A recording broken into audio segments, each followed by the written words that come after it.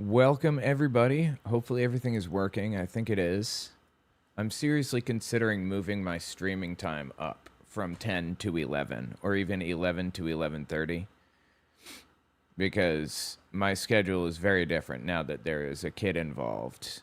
And it's much more of a challenge to stick to getting up at, a certain time, or it's hard to get up in time to stream at 10:30. So you get up at like 9:30 when I was up since 4:30 taking care of the kid. Not last night specifically, but that's a schedule that I now have to work around. So I might move the stream forward in the future, maybe like 11 or 11:30. Yeah, I'm thinking on nights that I'm watching her, I think I'm gonna do that. I mean, watching her until 4. That's probably what I'll do. Anyway, all right, let's talk about this video. From Dave Rubin. And I have another video from Mike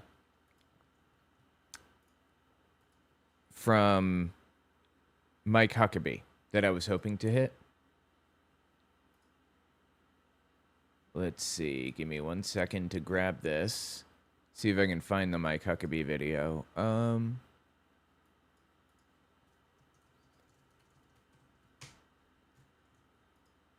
Yeah. All right. I'll look for the Huckabee video in a bit. For now, let's watch this. Dave Rubin, Adam Carolla, Jillian Michaels. Please put your hands go on a stage together to discuss how the left has hit rock bottom.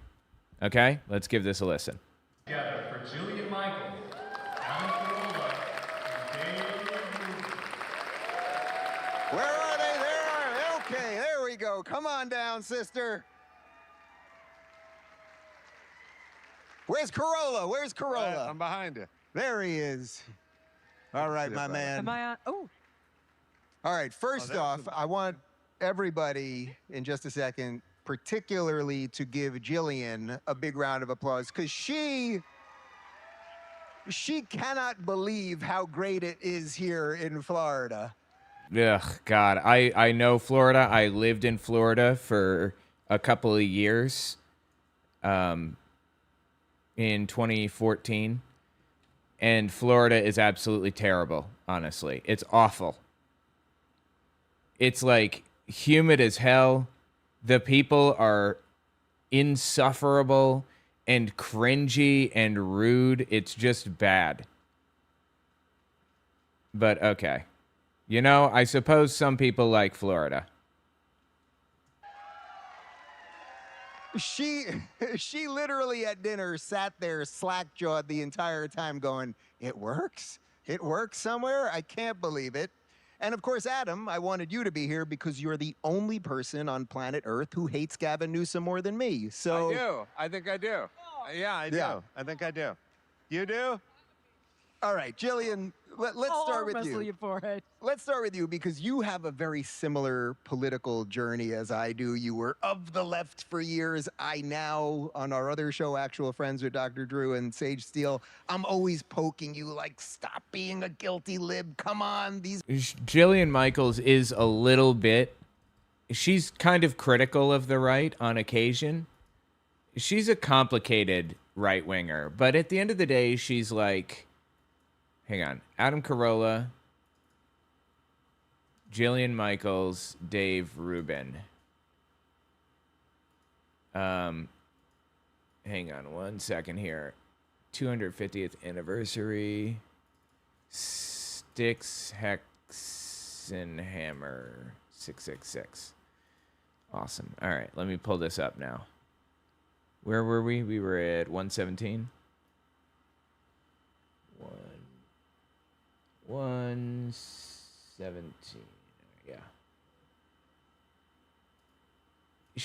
I believe she started out on the right, surprisingly, and is now moving a little bit more to the left, just the slightest bit, not very much. So there's that, I suppose, right? Being a guilty lib, come on, these Republicans aren't so bad. But you had a huge wake up, largely around COVID, and now you are amongst friends here in the free state of Florida. So tell us, what's it like to be a white supremacist? They're so stupid, dude.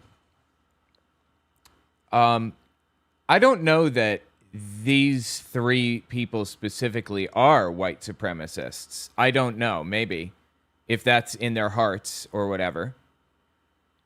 But they absolutely 100% fully support a white supremacist system. Well, you make great friends.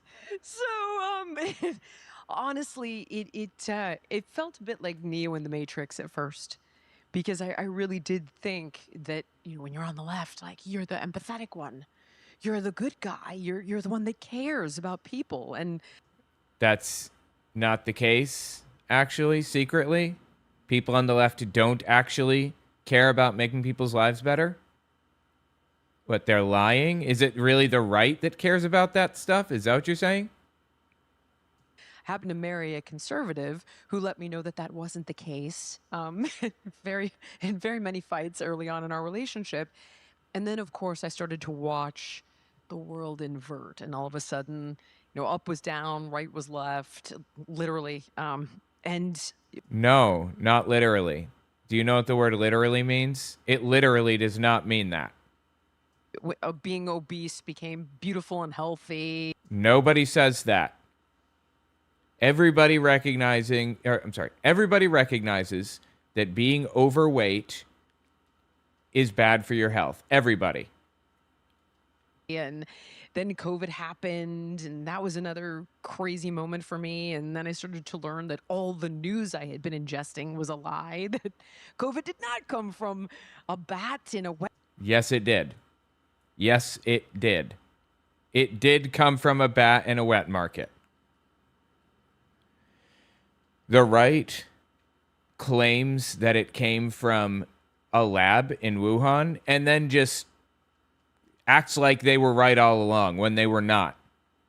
Wet market, and it just Russia wasn't real. And once that happens, Russia was real, okay?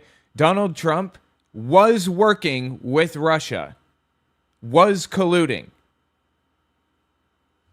So you're telling me that your political awakening was the result of you believing right-wing extremist nonsense?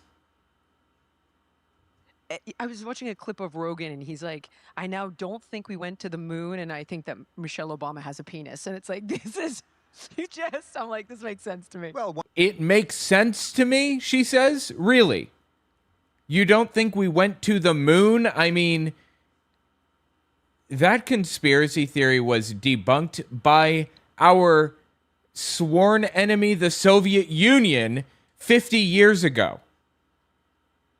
I don't understand. I mean, the Michelle Obama thing, it's just a common conspiracy theory going on right now. But the moon thing, that is like more solid than literally anything.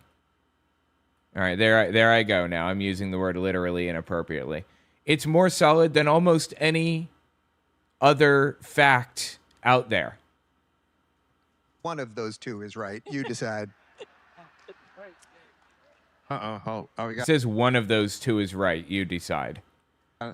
So I have a question for you too, because you're both uniquely qualified to answer this, and I don't mean to hijack the show, but I do talk to Dr. Drew about this a lot, which is it's so blatantly obvious what is going on now, and especially if you live in California and you see the decay and you see the decline and you remember what it was and you know what it is now.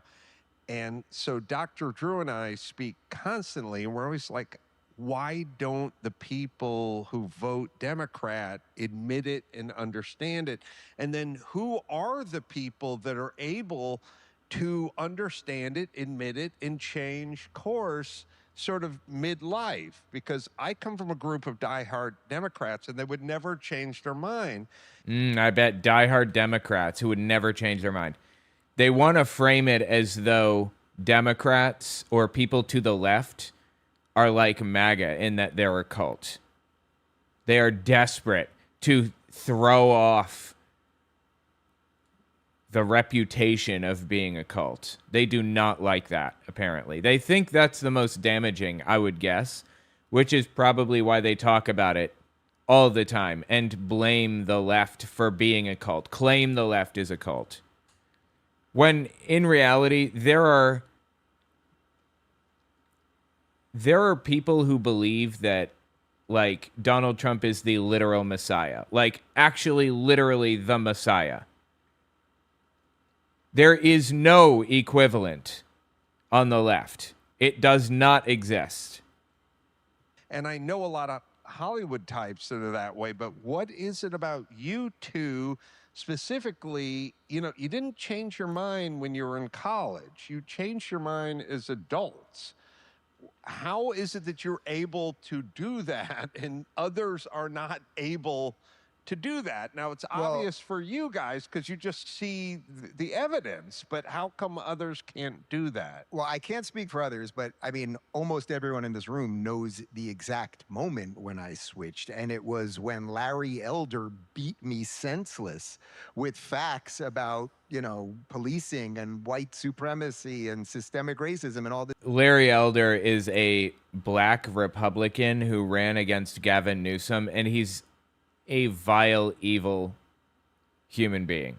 Just like a bad person in his heart.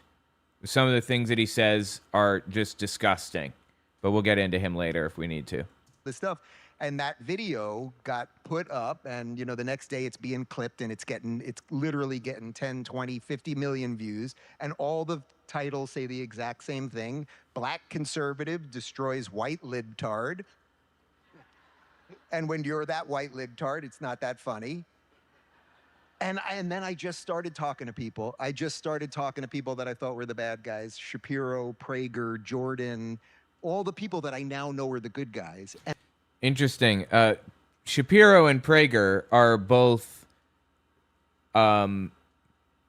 pro-Israel Jewish guys. They are pro-Israel to their dying breath, both of them, and so is Rubin, interestingly. And they were kinder and more decent and everything else. And also, unlike you, I'm not friends with Jimmy Kimmel, so it was easy for me to...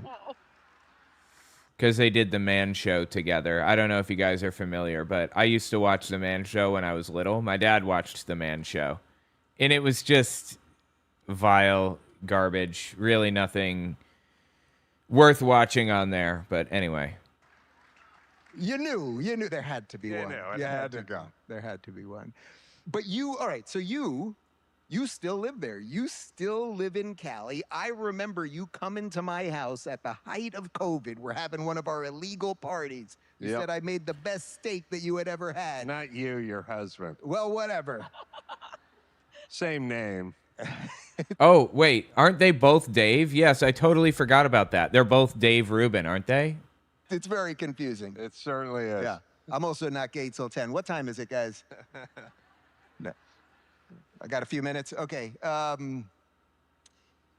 you're there. You're fighting. You're still there. Obviously, Malibu. You live in Malibu, so you were around. I find that really interesting that he just kind of took a shot at Dave Rubin there, didn't he? A little bit. He kind of pointed out that Dave Rubin is gay in a very, very conservative audience. I mean, he doesn't really hide it exactly, but these are not the types of people that you want thinking about the fact that you're gay, right?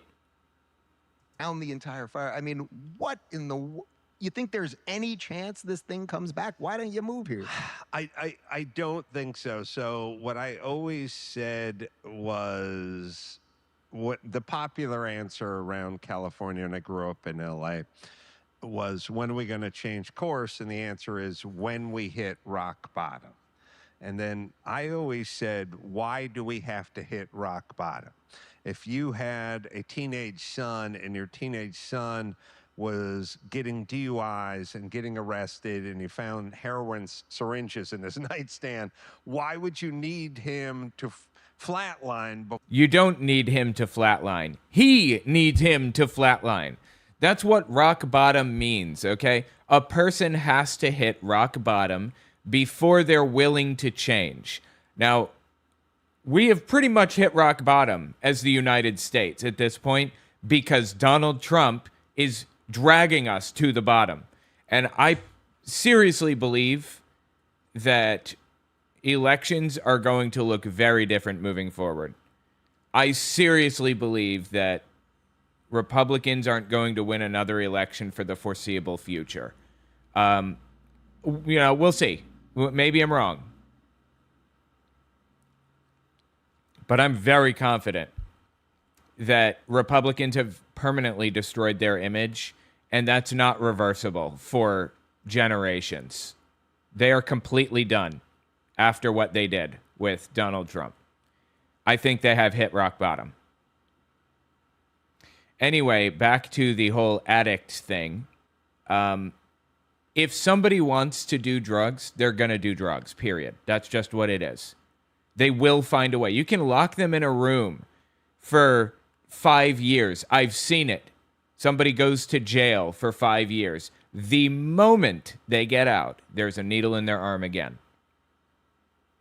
They have to hit rock bottom, or it won't matter.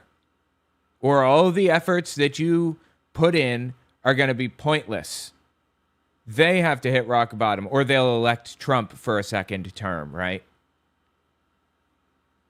Before you like him saying this tells me he has no clue what he's talking about. his nightstand, why would you need him to flatline before you got him into rehab? Why not just get him into rehab now? Because he's going to do it again. Before he... I mean, yes, in that situation with an addict, you should get them into rehab, actually. The point about rock bottom is that this person isn't going to cooperate with rehab until they've reached their rock bottom. And that's all there is to it. There's nothing you can do to change that. Either they want to get better or they don't. He flatlines. Why do we have to call an ambulance? Let's help him. We're adults, you know? So that was always kind of my answer. And then the fires hit. And then I thought, maybe this is our rock bottom. Maybe this is us burning to the ground. Maybe that's enough to flatten us out. And then there was some sort of Spencer Pratt excitement. And now we have two communists to choose from. Are you kidding me? You cannot be real with this. Two communists? You think that the candidates for LA mayor are communists?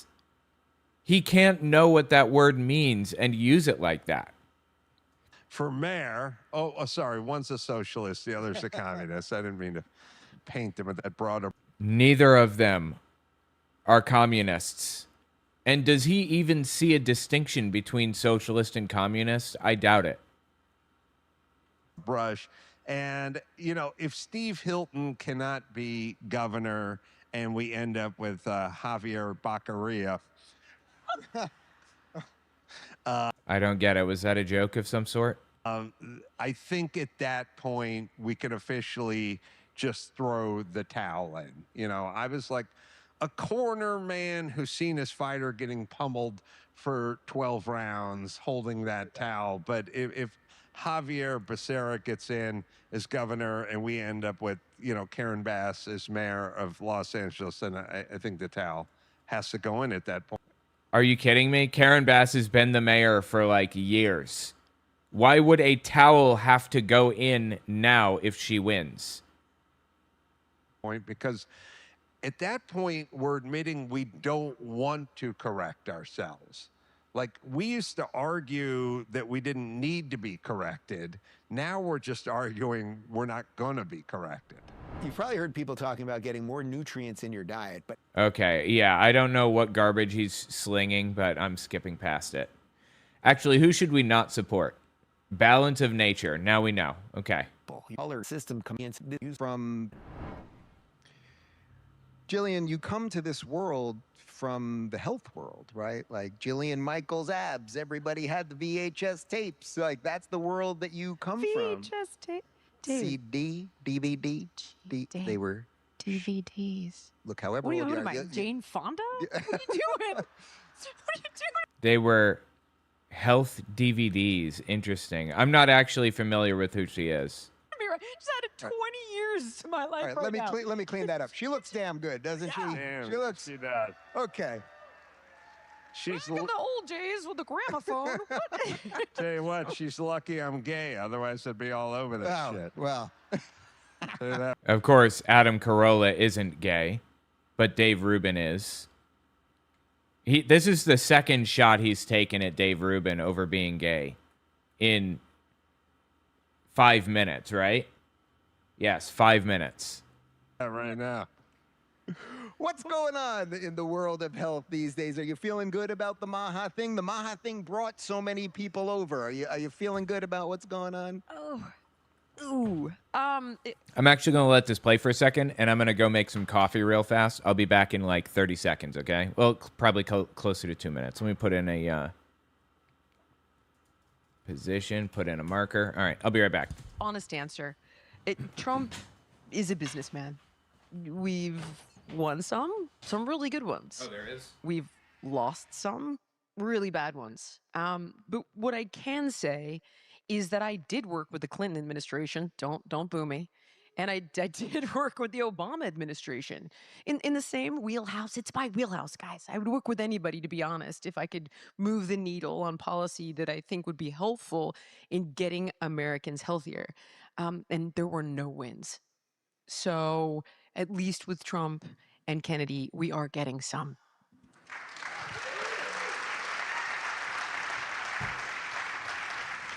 I'm curious, Adam, how much time do you ruminate about all of this stuff? It's one of the things that Jillian and Drew and Sage and I are always talking about on actual.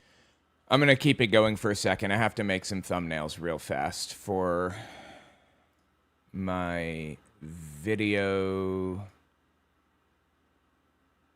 for my Sunday videos. Let's see. I'm just looking here. Yeah. 1, 2, 3, 4, 5, 6, 7. All right, awesome. I'm going to, I'm going to let this play for just a second while I work on the thumbnails. Hang on. Friends, like how much of space in your brain do you think politics and culture war and all the lunacy that we're all dealing with all day long, how much space does that take in your brain? Because you strike me as pretty even-keeled for someone in this biz. Oh, I was a late starter. I didn't start ruminating until I was 15 and a half. And then I did it a lot, when I was in my 20s. But over the years, I've slowed down a little bit. So I'm probably ruminating maybe twice a week now, tops, if that's what you're asking. I don't know why you bring it up in front of this crowd, but,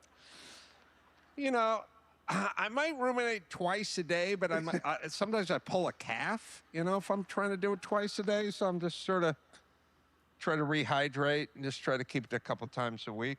Yeah. I'm not sure you know what the word ruminate means. I think I know what it means. Sometimes I'll do it just take the tension off, before I hit the stage. Not tonight, obviously, but there have been nights. Yeah. So same question, Jillian. All right, I had to. Ruminating. It saddens me that here's what I ruminate on and here's what bothers me. We do something and then we undo it, and then we do something and then we undo it because it seems wildly inefficient. So we have a wide open border, and then Trump gets elected and he says, I'm building a border wall, and he drags out $200 billion worth of steel and concrete and high beams down to the border, and then he loses the next election, and then Biden says, we're not building a wall because they don't keep anyone out for some reason. And then he sells all the stuff off for scrap. And then the border's wide open, and then 10 million people come over. And then Trump gets elected again, and he goes, we're building a border wall, and we drag all the steel back to the border again. That life of just living. Okay, I just need to grab the images, and now I can drag them in. I'm not going to be playing the game for just a second because I have to create the thumbnails, but 1, 2, 3, 4, 5. That's only 5. Where's the other? Where are the other 2? All right, well, anyway, let's step back real fast, continue where we left off, and we'll talk about it. Honest answer. Trump is a businessman. We've won some really good ones. We've lost some really bad ones. He's not a businessman. He's an idiot. Even if I gave you that he's a businessman, which I won't, he's a rich kid who's had everything handed to him, I would still argue that he's a bad businessman, and I would be right. But what I can say is that I did work with the Clinton administration. Don't boo me. And I did work with the Obama administration in the same wheelhouse. It's my wheelhouse, guys. I would work with anybody, to be honest, if I could move the needle on policy that I think would be helpful in getting Americans healthier. Right. So she leaned left, I guess. And there were no wins. So at least with Trump and Kennedy, we are getting some. What wins are we getting? Is the win that we can is the win that measles is no longer eliminated in the United States? Is that the win? Oh, exciting. So glad for that one. What's the next win we're going to have? Smallpox comes back? What wins are we getting? By the way, she's really big on Make America Healthy Again, and Robert F. Kennedy Jr., she's big on this, dude. That's like her whole bit. I'm curious, Adam, how much time do you ruminate about all of this stuff? It's one of the things that Jillian and Drew and Sage and I are always talking about on Actual Friends. Like, how much of space in your brain do you think politics and culture war and all the lunacy that we're all dealing with all day long, how much space does that take in your brain? Because you strike me as pretty even-keeled for someone in this biz. No, in no way, shape, or form is he even-keeled, whatever that means. Do you mean even-handed? Do you mean fair? I've never heard of even-keeled before. Anyway, he's not even-handed in any way, shape, or form. He is just about as right-wing as it gets. Adam Carolla is. Let me find... Hold on. Here we go. Wait, how do you spell his name? Is it Carolla? Here's an example of Adam Carolla going completely off the rails insane. I want to talk about my white privilege so badly. Wants to talk about his white privilege. All right, lay it on me. Tell me about your white privilege, Adam. I graduated North Hollywood High with a 1.7 GPA. I could not find a job. I walked to a fire station in North Hollywood. I was 19. I was living in the garage of my family home. My mom was on welfare and food stamps, and I said, can I get a job as a fireman? And they said, no, because you're not black, Hispanic, or a woman. Yeah, I bet they said that. Totally. That makes sense. Because it's always been super 100% legal to discriminate against people based on their skin color, right? We'll see in about 7 years. And I went to a construction site and dug ditches and picked up garbage for the next 7 years. I got a letter in the mail sent to my father's house saying, your time has come to do the written exam for the LA Fire Department. I took it, and I was standing in line, and I had a young woman of color standing behind me in line, and I said, just out of curiosity, when did you sign up to become a fireman? Because I did it, or a person. 7 years ago, and she said, Wednesday. I bet. This story feels super true, right? It just feels super true. This is Adam Carolla. He is out of his gourd. And he's a complete piece of trash. Obviously willing to lie to back up his political positions. There is nothing even keeled about this guy. Oh, I was a late Oops, sorry. Super loud. starter. I didn't start ruminating Let me fix this. Hold on. Turn it down. until Someone in this biz. Oh, I was a late starter. I didn't start ruminating until I was 15 and a half. And then I did it a lot, when I was in my 20s. But over the years, I've slowed down a little bit. So I'm probably ruminating maybe twice a week now. Yeah, obviously he's implying something else. OMG, that was so funny. Wow, this guy's a comedian, man. Ops, if that's what you're asking. I don't know why you'd bring it up in front of this crowd, but Another shot at him being gay, obviously, right? Like, Carolla seems to be pretty obsessed with the fact that Dave Rubin is gay.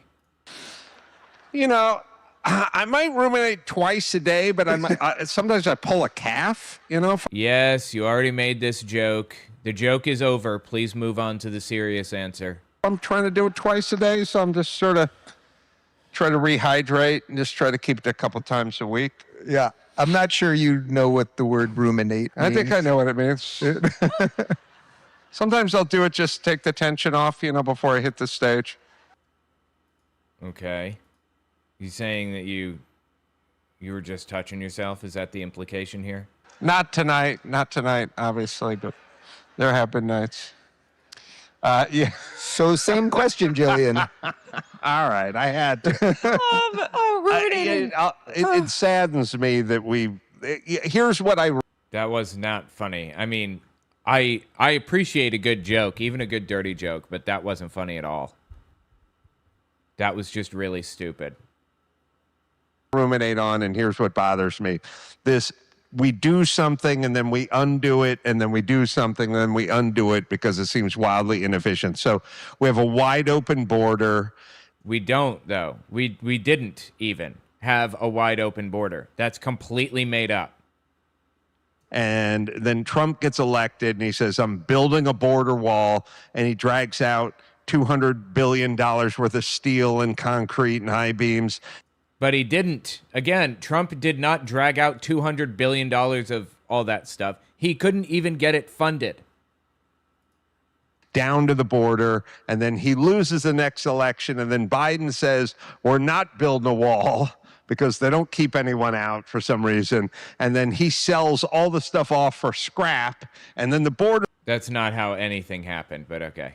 Wide open, and then 10 million people come over, and then Trump gets elected again, and he goes, we're building a border wall, and we drag all the steel back to the border again. That life of just literally picking up all the garbage in the park, putting it in the trash can, and then dumping it out again and blowing with the fan, and then That didn't happen. None of that happened in that order, or at all for that matter. Get help. and the next person comes in and starts picking the garbage up again, and then the next person throws the garbage can. It's an insane way to live. It's insanely wasteful, but it's super frustrating too. Just make a rule, stick with the rule, figure out what works. So you're saying you want a dictator then, right? Am I reading this correctly? Because that's how dictatorships work. That's not how democracies work. Democracies require give and take. They require negotiation. They require you to work with people on different things and accomplish stuff together, coalitions and all of that.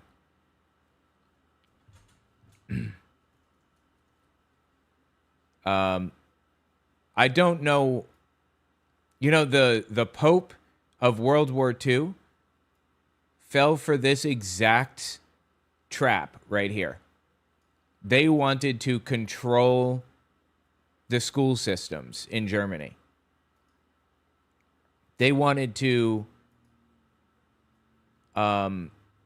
make it a crime to wear priests' outfits without being an actual priest.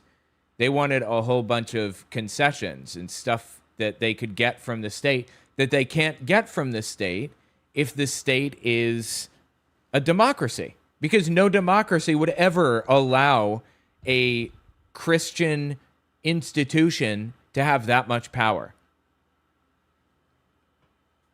So they supported Hitler in World War II, the Pope did.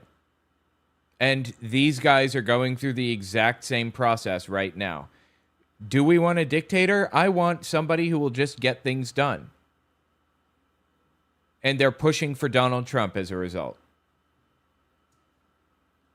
Oop, sorry, I was supposed to have played, but I was on the wrong window. There we are. Do it and get the fuck on with your life. Ruminate on that shit. Okay. Yeah, that's how dictatorships work. That's not how democracies work.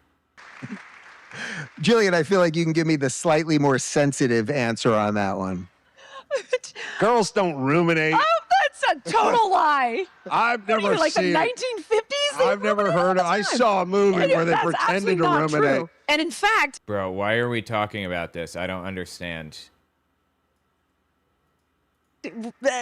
rumor has it that women ruminate more often than men, I'll have you know. Well, it's so much easier for you guys. Okay, this is definitely coming from somebody who has never seen a woman naked before, ever in his entire life. I cannot believe that he's... Like, why are they going down this path right now? Not going to argue with that. Yeah, I wouldn't either right now. Just move on with the show, because it's not worth it.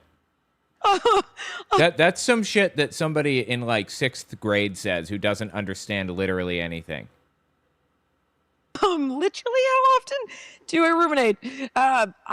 All the time. Just seriously, on the actual question, all the time. I think because, mostly selfishly, because I have 2 kids. And I was talking to my son today. He's only... Okay, you're supposed to settle the question. Are you talking about actual rumination or this weird, what's the word? This weird implication being laid down by Adam. You're not settling the question. Please settle the question.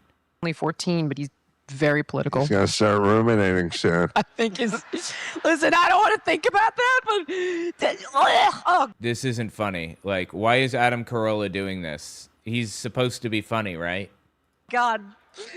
No, I will not. No, moving swiftly onward, Adam. I think about the kids and the world that we're leaving them. And I know it sounds cliche, but, I was telling my son, I'm like, if this happens with Nithya Raman and Becerra, that's it. Same conversation. I was like, that's it? Then where do you want to go to college? We're buying you a house wherever that is now. And that's it. Like, I want to get the kids set up. I worry about them. I worry about them making a living in this environment. I worry about the political climate. I worry about all of it all the time. It's terrible, actually. Do you guys, so I was giving this analogy on my podcast the other day, but I don't know if you guys think this way, which is like, all the Democrats that are around me, they're thinking they're doing the right Uh-oh, you're getting feedback. thing. And they think I'm just on the other side. Like, I'm just Team Trump. I hate Democrats. I hate freedom. I hate whatever. And really, what I feel like is I don't hate any of you. I'm trying to save you. Like, I'm trying to do what's right. I don't want to do this. I wish I didn't have to do it. And tell me if this fits, but this is the way I feel. I feel with Democrats like when you take your dog to the veterinarian and the vet's like, hold him down, I got to put drops in his eyes. And the dog's like, no. And you're like, it's good for you. It's good for you. Just listen to me. I'm trying to help. I'm trying to help you. Okay, but we can actually understand what you're trying to do because we speak English. And what you're trying to do is evil. Like, the dude has done things like advocate for freedom camps. He wants to get every immigrant in the United States out and into one of those freedom camps. He cheered as ICE literally arrested people and sent them to El Salvador, the El Salvadoran concentration camp. Okay, so that's not you at a vet with your dog. That is you literally sending people to concentration camps. They're different. Those are different actions, different things that we can understand and we don't like. And the dog's like, why are you hurting me? And it's like, I'm not mean. I'm not trying to hurt you. I'm trying to help. You just don't understand this is good for you. And I Yes, freedom camps are good for you. Absolutely. feel that way about LA and California and almost all blue cities. Like, I'm not arguing with you. I just don't want to destroy this world we're living in. You know, it reminds me of what our friend, the great, he's a little under the weather at the moment, but the great Dennis Prager has often said, which He's a little under the weather. Oh, you undersold that, Dave. He's paralyzed from the neck down. He slipped in the shower the day that Trump won the election, and everybody checked out of the news that day. So nobody heard that Dennis Prager slipped in the shower and broke his neck or something and is paralyzed from the waist down, or from the neck down, paralyzed from the neck down. is that, yeah, Dennis. Just His son's out there. Oh, somewhere. right. David Prager, Dennis' son's here. And Dennis is just, if you pray, throw in a little extra one for Dennis. I'm sure many of you know he took a spill about a year and a half ago, it was right after the election, and he's basically quadriplegic at the moment. But I will tell you, I saw him just a few weeks ago, and the same smile, the same sense of humor, the same joy. I left happy. I honestly, I was worried about going in because we were going to a wedding right after. I was like, I don't know if I should go there right now, but absolute joy. But one of the things he's been saying for 40 years is that the right thinks that the left is wrong, and the left thinks that the right is evil. And They are. The right is absolutely evil. Literally sending people to concentration camps. Yes, that's evil. That's bad. Concentration camps. I'm sorry. Concentration camps bad. Can't believe I have to say this. Yes. El Salvador is a concentration camp. And Trump is joking about sending people to it. And has sent people to it. Guantanamo Bay, concentration camp. There is no context in which you can say that is not evil. is wrong, and the left thinks that the right is evil. And I think that fundamentally catches it. And Jillian, I can... Oh, and by the way, I'm sorry. The right thinks the left is evil as well. They think they're trying to trans kids with garden shears. Quote, unquote. Okay, I'm quoting right-wingers there. That's what they say. That's what they believe. Don't give me this nonsense that you think that the left is not evil. They're just a little wrong on policy. You know full well that there is a full-blown religion behind Donald Trump, an actual, literal, real religious movement that believes that Trump is the Messiah. see why that would resonate with you as somebody kind of joining the party now. But that's what all the news they watch tells them, that every single thing. It was funny. I Look, Trump actually sent people to concentration camps. I don't know what to tell you, okay? I'm sorry you disagree with that. I'm sorry you think the news is deceiving me or something, but he actually did that. And bragged about it, laughed about it, said that it's good. He wants to do that. He wants to do it more. And when he accidentally sent somebody there by mistake, because he wasn't even on the list, he refused to bring the guy back. He refused to set things right. When the dude did come back, he'd lost 40 pounds. He was sick. He couldn't move anymore because he had been so tortured and abused by this concentration camp. What about the gay barber? You guys remember that dude? The hairdresser who went to El Salvador? He's still there. He's been there for years. Is he ever getting out? I don't know. I don't think he is. I'll tell you this, though. If I were president, after Donald Trump, the first thing I would do is get every one of those people out of El Salvador. Every one of them. And I would have that prison specifically shut down. I get that there are really violent, evil people there, but I would, like, there are standards that you have to meet with a prison. You can't just torture people, no matter how evil they are. You can't do that. I would guarantee every single person in the El Salvador prison, CCOT, I would guarantee that they would live in humane conditions. I don't care who they are or what they did. Interviewed this, he's like literally a political satirist, he's an internet phenom, this young man named Josh Sider. And my team had not heard of him. They were listening to the podcast, and he's actually brilliant.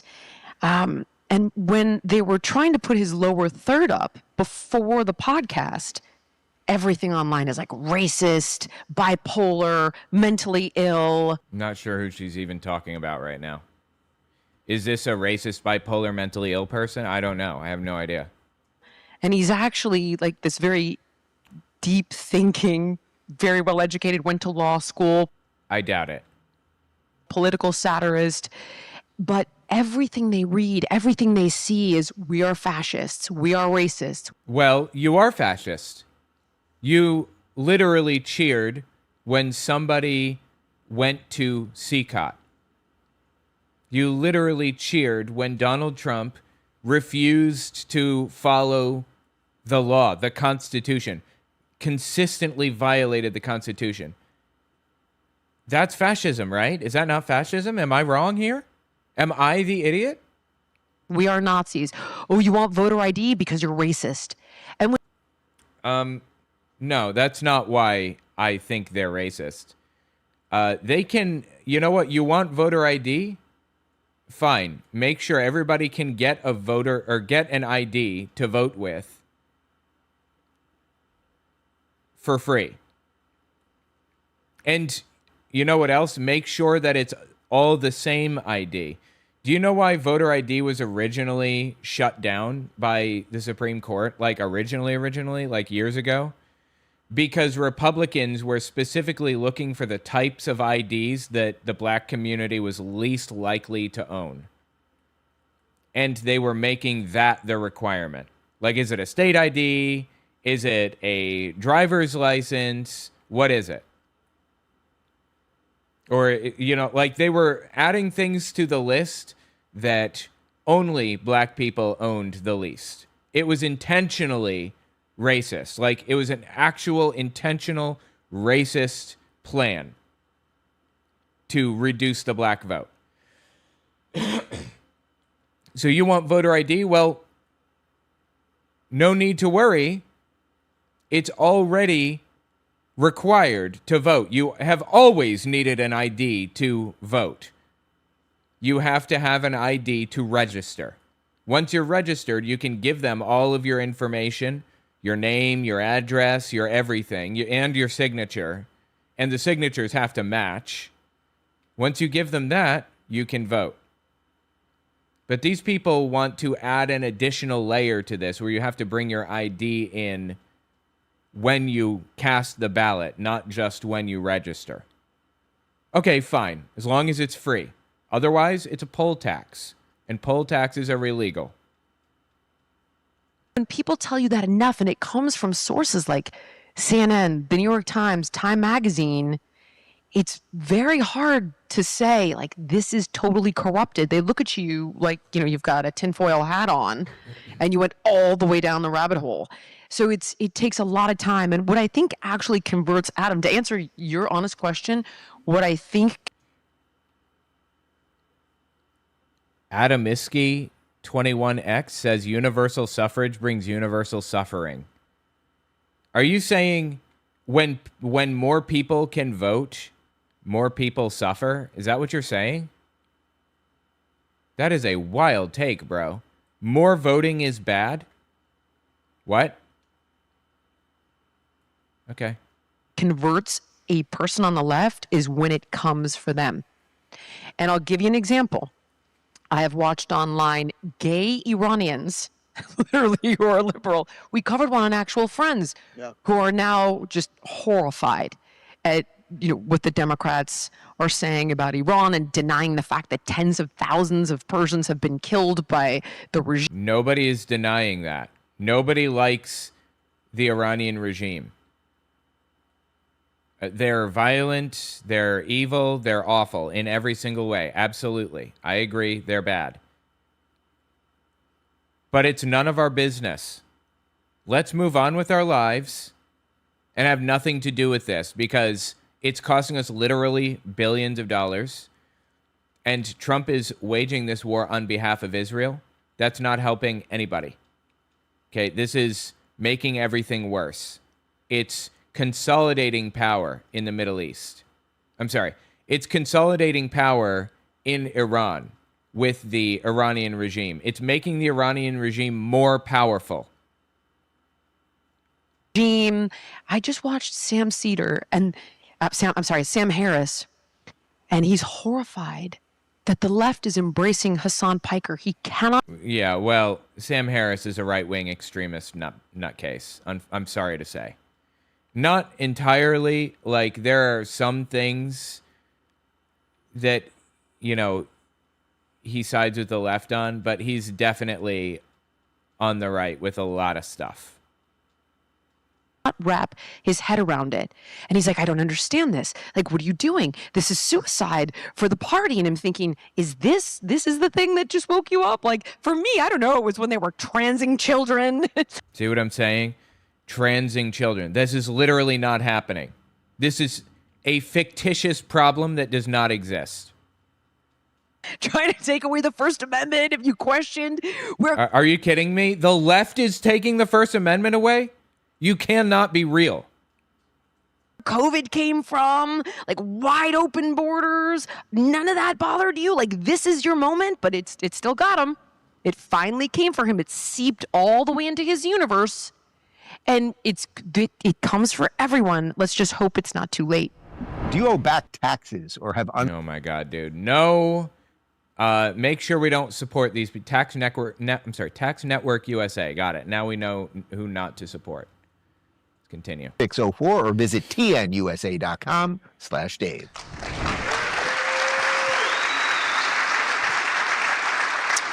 All right, one more for you guys. I feel like this will kind of bring everything together. It's pretty good outside of all this. Is that basically what endless doom scrolling has caused us all to forget?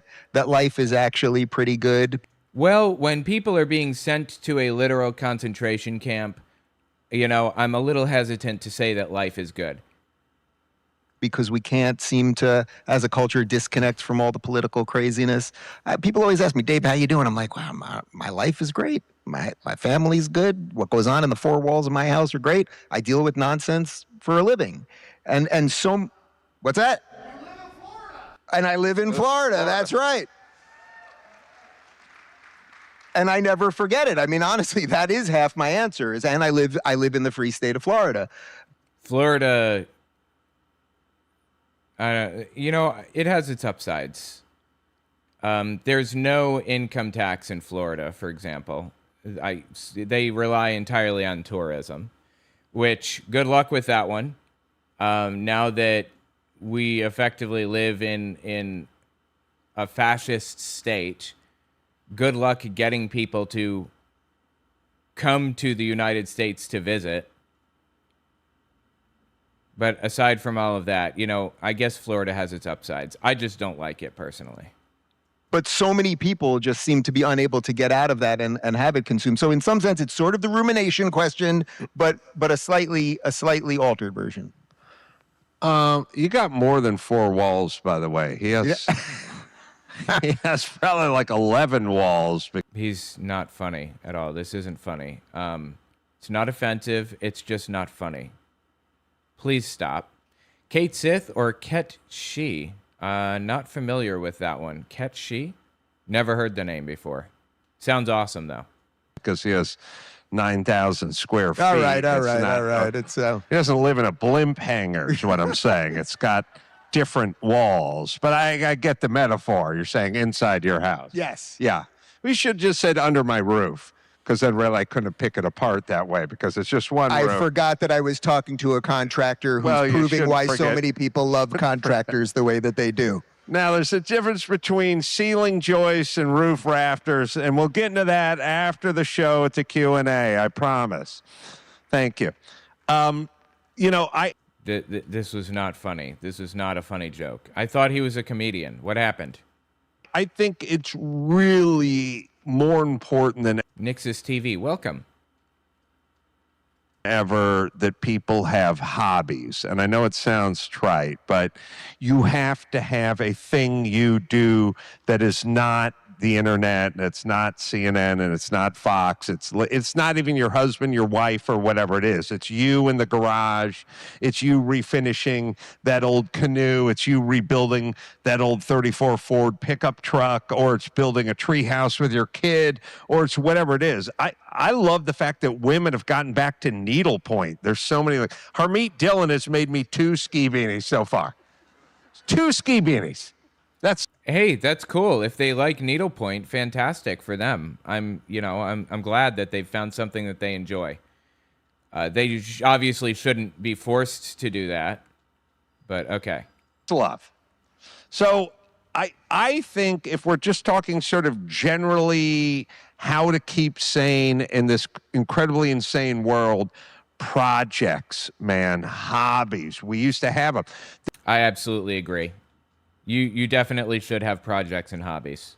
There used to be a hobby store on every corner in every town. Like when I was a kid, it wasn't big Hobby Lobby stuff either. It was like ma and pa, 1,000 square footer. Always had that smell of the hobby shop in it. And you'd go there and you had your little projects. And now everyone is just Grubhub and doom scroll and what's on Twitter.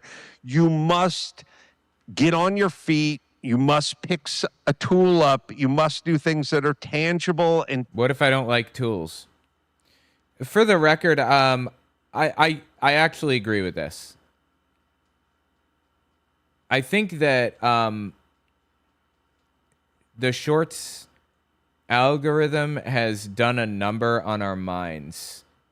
Like that's YouTube Shorts, that's TikTok. It's Instagram Reels or whatever. I don't think our brains were designed to deal with that kind of input, and it's very, very addictive. And yeah, I think that we should all get away from shorts, honestly, short form content. I think long form content is fine, but the addictive nature of going to the next item on the list, like scrolling up or whatever, scrolling sideways, not good, in my opinion. I watch YouTube Shorts every now and then, TikToks every now and then, especially for work. Obviously, I have to, right? But I just don't think it's healthy, genuinely. For what it's worth, I consider myself something of an expert on 3D printing and something of an expert on World War II. Researching is my hobby. I enjoy researching very much. Getting in the archives, going through stuff, and learning about the histories of different events. Big fan. By the way, I forgot. I should probably put this in while I'm thinking about it. Hold on. Let me find. Did I not write? Yeah. Let me just read this real fast.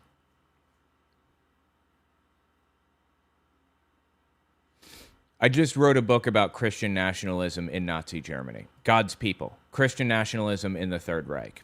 It has original translation work and original archival research. It's 11 biographical essays about important figures in the Christian nationalist movement. It has scenes never told before in English. It even has a section on Jehovah's Witnesses. I'd really appreciate it if you... let me say that again. I'd really appreciate it if you check it out. owenmorgan.com/God's People. It's on Amazon and Audible. All right, I'll leave it at that. Let's continue. Tactile, and you must have a hobby, and that hobby cannot be you and what people are saying about you. Thank you. Jillian, that's going to be tough to beat, but same question to bring us home. Okay. First, I think it is important that you are aware of what's going on in the world, but everything is a balance, right? Because if you don't know what's going on, I think Jesse Kelly said this to me, if you're not paying attention, you're destined to be ruled over by idiots and monsters, and that's unacceptable. We have to pay attention, we have to fight back, but simultaneously, that can't just be your media diet. And sometimes, literally, I will forcibly change my algorithm and watch people do incredible deeds for each other. Just put in, like, inspiration, people doing good.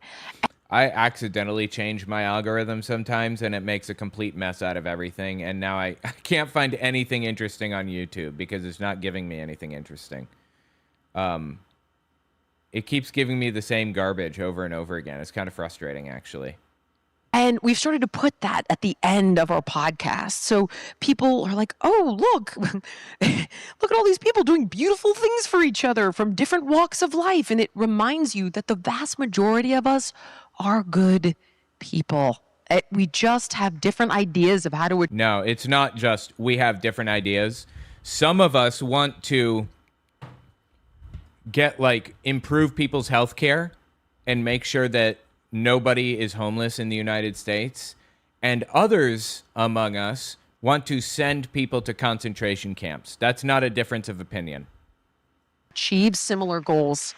And we got to keep seeing the humanity in each other and literally forcing the algorithm to show us those things instead of just look at this dumbass on the left and look at this racist on the right. And that's engineered. Fight back against that algorithm. It is designed to engage us in a horizontal fight so we never look up and fight the real enemy.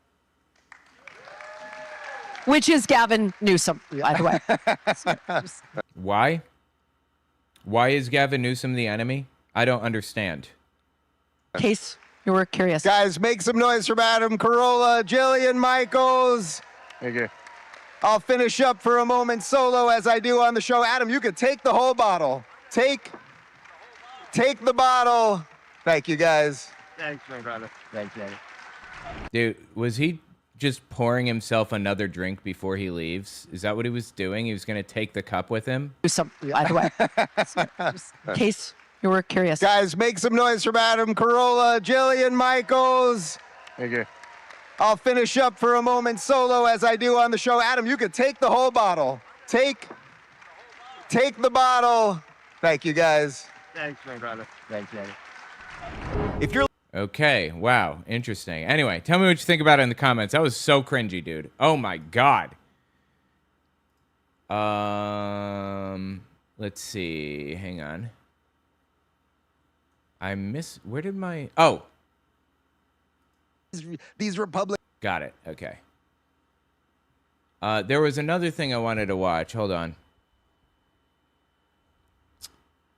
You know, I haven't seen this dude in a long time. The civil rights lawyer. DUI? Yes. I'm not under the influence. Okay. Bullshit. Is that literally what you guys are arresting me for? Because I can't smell alcohol. Okay, let's watch this. Let's see what's going on here. Hold on. Let me pull this.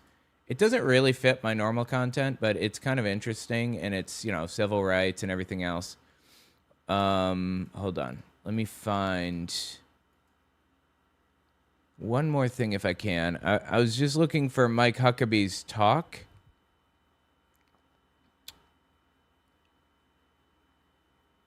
Wait 1 second. I was looking for Huckabee's talk in front of a bunch of people. Importance of Israel. Wait, it's this right here. This isn't the whole talk, but it's this clip here.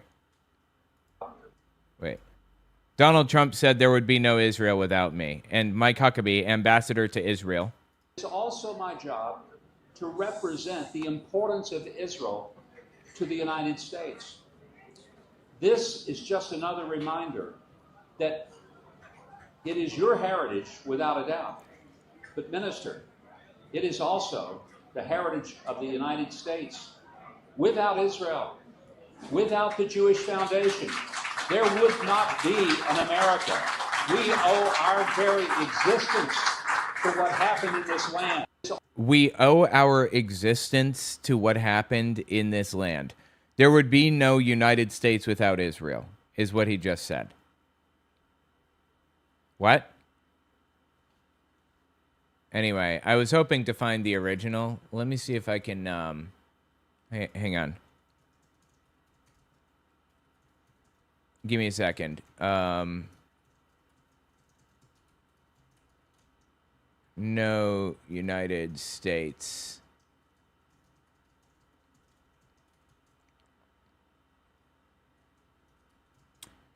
Give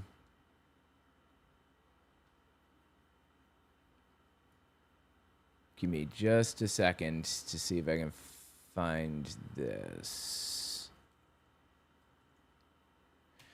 By the by, check this out.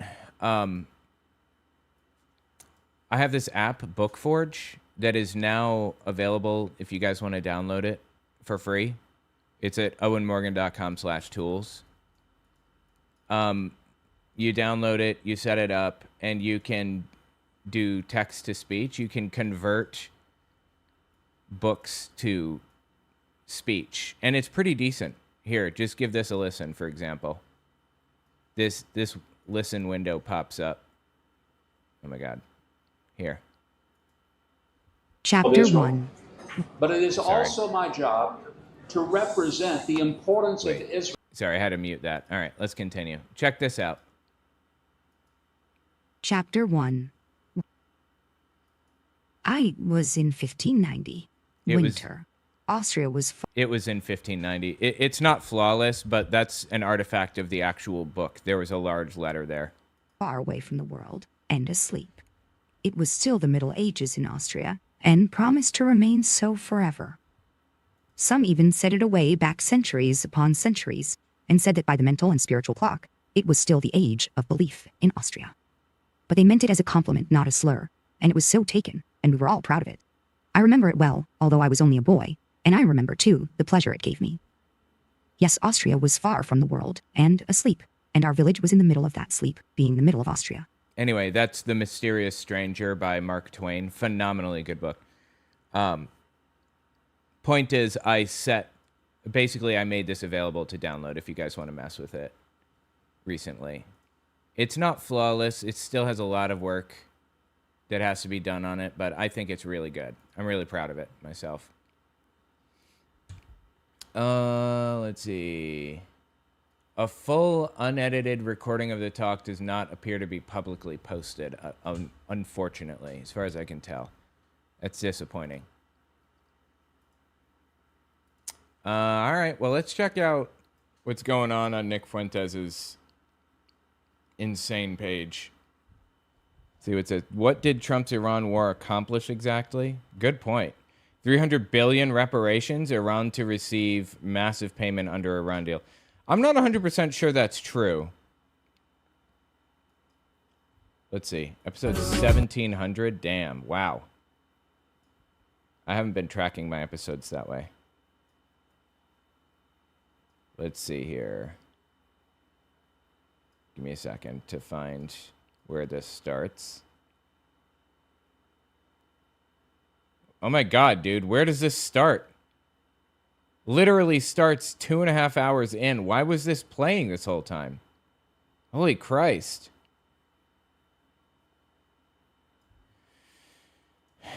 All right, it starts 2 hours, 38 minutes in. Let me just grab this video and we'll give it a watch.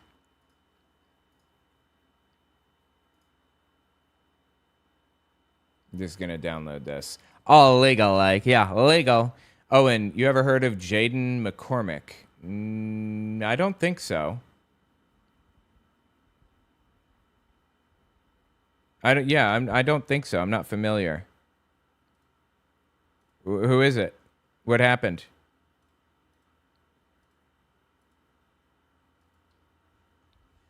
All right, let me just check this, see if it's... Yes, it is downloading, but it's taking forever. All right, we'll start on Rumble for now until that finishes.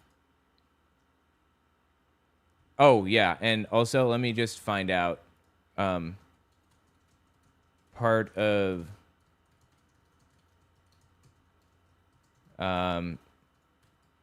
300 billion...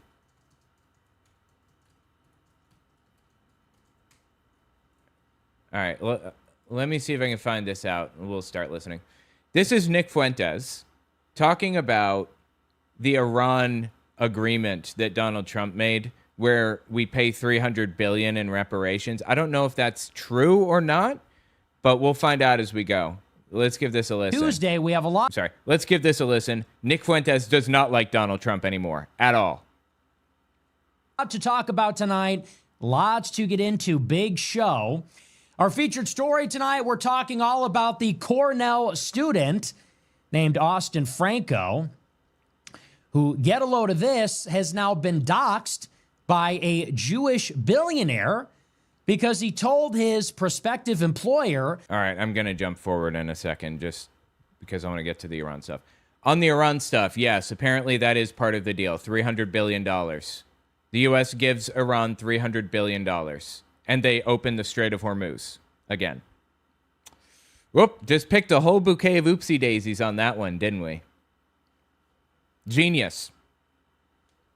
Maybe if we hadn't attacked Iran in the first place, the Strait of Hormuz would still be open and we wouldn't have to pay $300 billion. That he, quote, didn't... All right, let me jump forward here. ...is now saying they will dox him again. It's a couple days... and agreed to might see of what means that there's going to be an expectation that Israel will curtail or altogether cease its attacks on Lebanon. All actually seen in a... So as you know, last night we have covered this MOU, they're calling it, which is this short-term agreement to end the war between the U.S. and Iran. As of last night, we didn't really know for sure what was in it or what the details were. And to this day, we haven't actually seen the agreement. Allegedly, this deal was signed over the weekend. So it exists. It is in written form. Both parties have signed on to it formally and agreed to it. And yet, for whatever reason, they are not publicizing this, apparently, until this weekend. There were some reports that said we might see it today, we might see it tomorrow. Now, President Trump says we will not see the agreement until it is signed at a ceremony again on Friday. I wonder why. Could it be because the agreement is a complete and total failure? Could it possibly be because they messed up egregiously by going to war in the first place? Could that be it? Possibly, maybe? So it might be not until Saturday that we actually even get to read the agreement. That being said, J.D. Vance has been out in public talking about the deal, trying to basically sell it to the people. We've also seen some purported leaks of the deal, specifically from Bloomberg, and now we have a little bit of a better idea of what's in the agreement. For starters, the agreement does contain a provision that there is a ceasefire on all fronts. And that means Lebanon, which means that there's going to be an expectation that Israel will curtail or altogether cease its attacks on Lebanon, which is a huge problem. It also spells out the conditions under which Iran will receive $300 billion in foreign investment into their country as a form of reparations. And it says that much of this money has actually already been allocated, but it will not be dispensed until after Iran completes a more permanent nuclear agreement, which may or may not happen in the 60-day period under which the ceasefire is extended as part of the MOU. It's absolutely true. Not fantastic. Literally $300 billion is so much money, it's absurd. Oh my God, dude. $300 billion? The Iran war, to my understanding, has cost the average American household about $4,000 per person in taxes. Seriously. What is wrong with Donald Trump? Genuinely. So we're learning a couple more details. It's starting to take shape a little bit, and so far so good. It seems like as we approach Friday, the deal is still on. There have been some interesting flare-ups, though, in the Persian Gulf. Today and yesterday, Iran has launched drones at commercial ships in the Strait. So it seems as though the United States has ended its blockade. The United States has ended its sanctions on Iranian oil. And yet, it appears that Iran is still maintaining the closure of the Strait on their side. And so it's hard to tell, is that because they're waiting until Friday to formally open the Strait? Or is the Strait only being opened up in a controlled way, and these commercial ships are being fired upon because they have not gotten permission from the IRGC, maybe because they haven't paid their toll? Not sure. Not really sure what to make of that, but it is interesting. The United States is pulling back. Seems like Iran is leaning in the Persian Gulf. So, again, still a few more days until Friday until it's a deal, and then we just enter more intensive negotiations. So we're going to talk all about that, too. We'll give you an update on the situation there. It's sort of a slow news day, so there's not really a ton that's happening. Before we get into it, I want to remind you to... Dude, it's been a slow news month, honestly. It's been pretty... I don't understand why everything is so slow lately, but not much to talk about, really. That's up my alley, anyway, like religious issues and things like that. Smash the follow button on Rumble, smash the like button, leave a comment, let me know what you think about the show. Check out our merch store at fuentes.store. We have our spring collection, white hat, white quarter zip, you know. Okay, yeah. If he loses... to support the show, check out our web, popping it up. Talked a little bit in the group chat today about the MOU and some of the new details. We also talked a little bit about the situation in Florida. Looks like the Florida GOP is screwing James Fishback. Oh, please. James Fishback is not being screwed. He's just an absolutely terrible candidate. He's a Fuentes supporter running for governor of Florida, I believe. And he got up in a black dude's face and told him to his face that he should be lynched. Like, he's an evil human being. He's not being screwed. He's just very unlikable, is all. Out of the nomination for governor. If he loses, it's only because of that.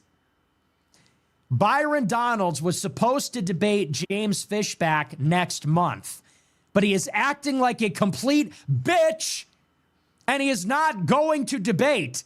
The Republican Party of Florida is screwing everybody. They have effectively canceled the debate because they... For the record, there's this concept that particularly arose after World War II.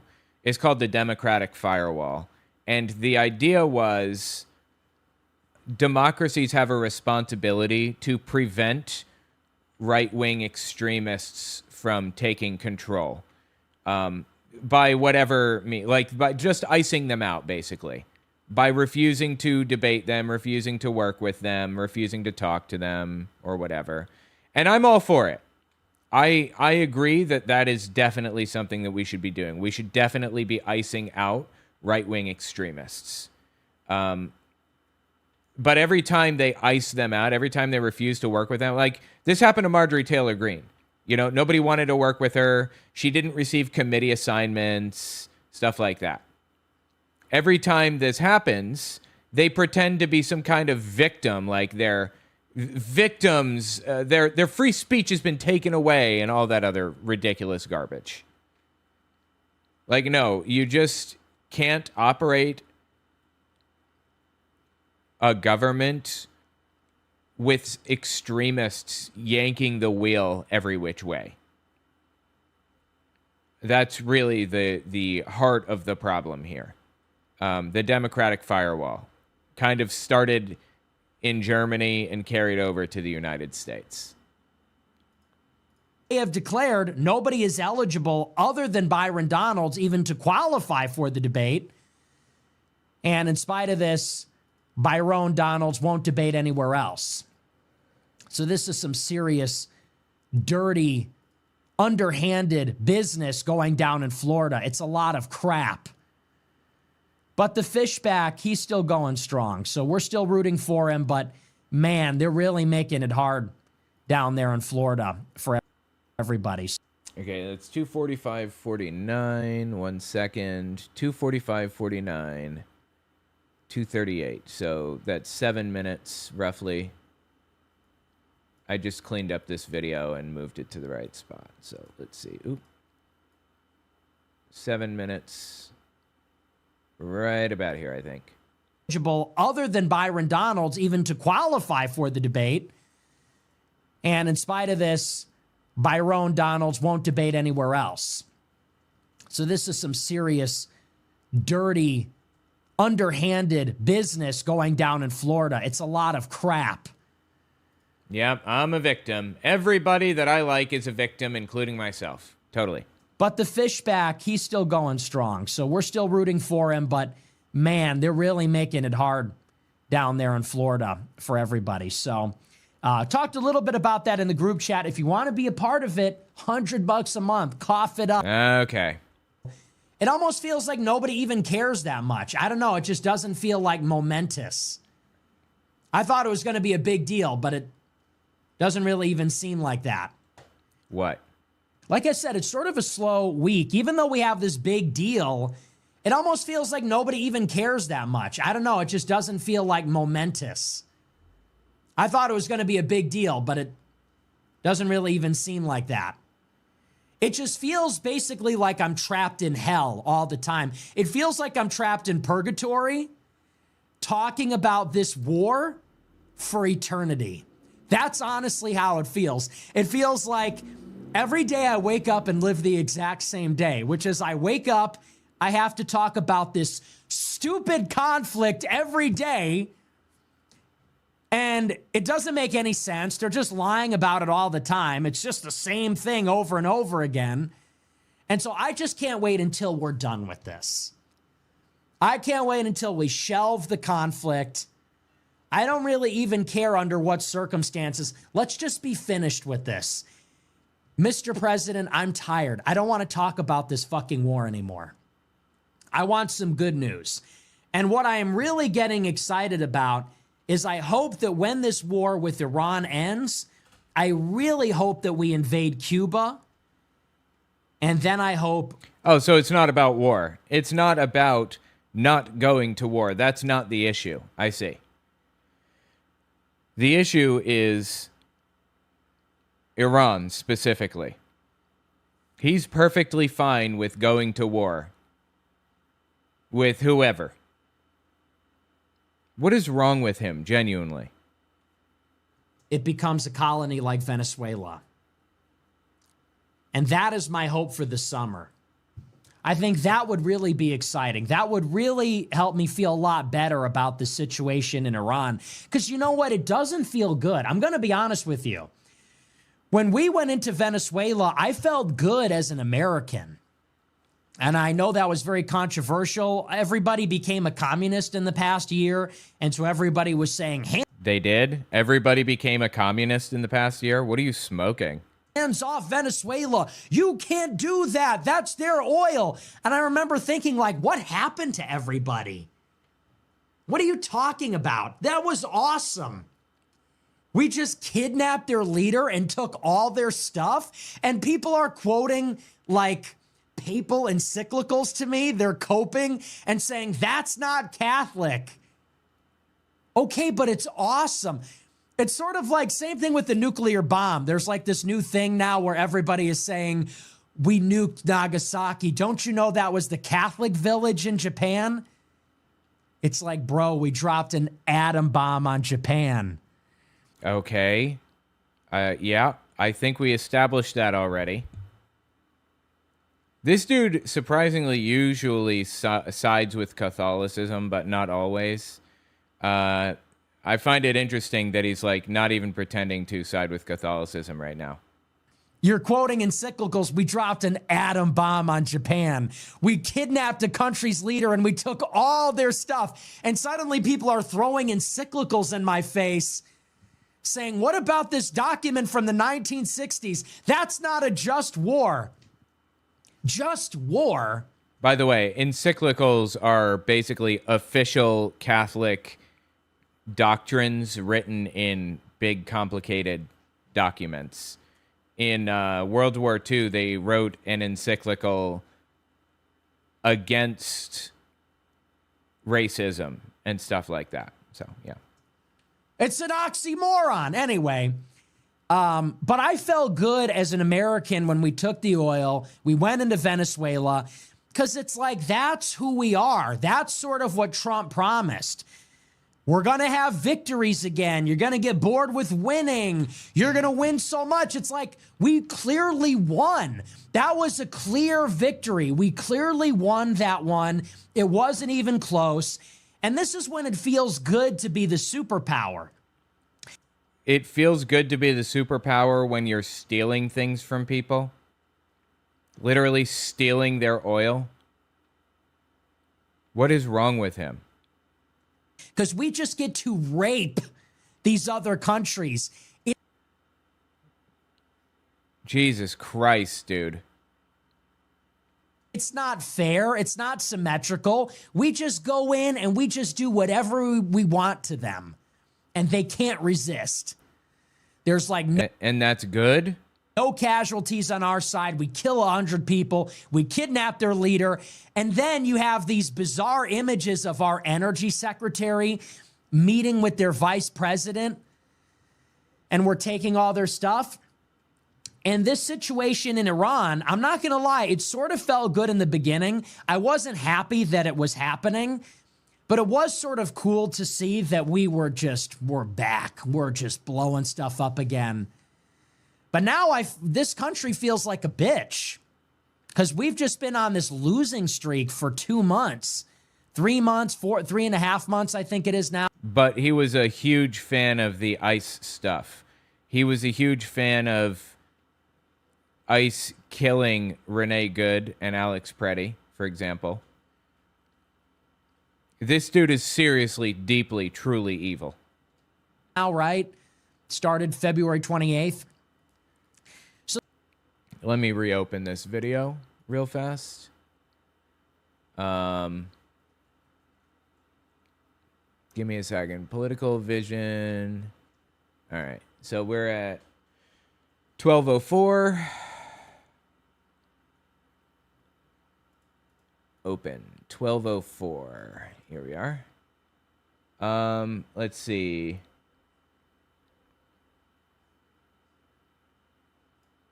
Wow, it looks like there's a lull here, and then it gets absolutely psychotic.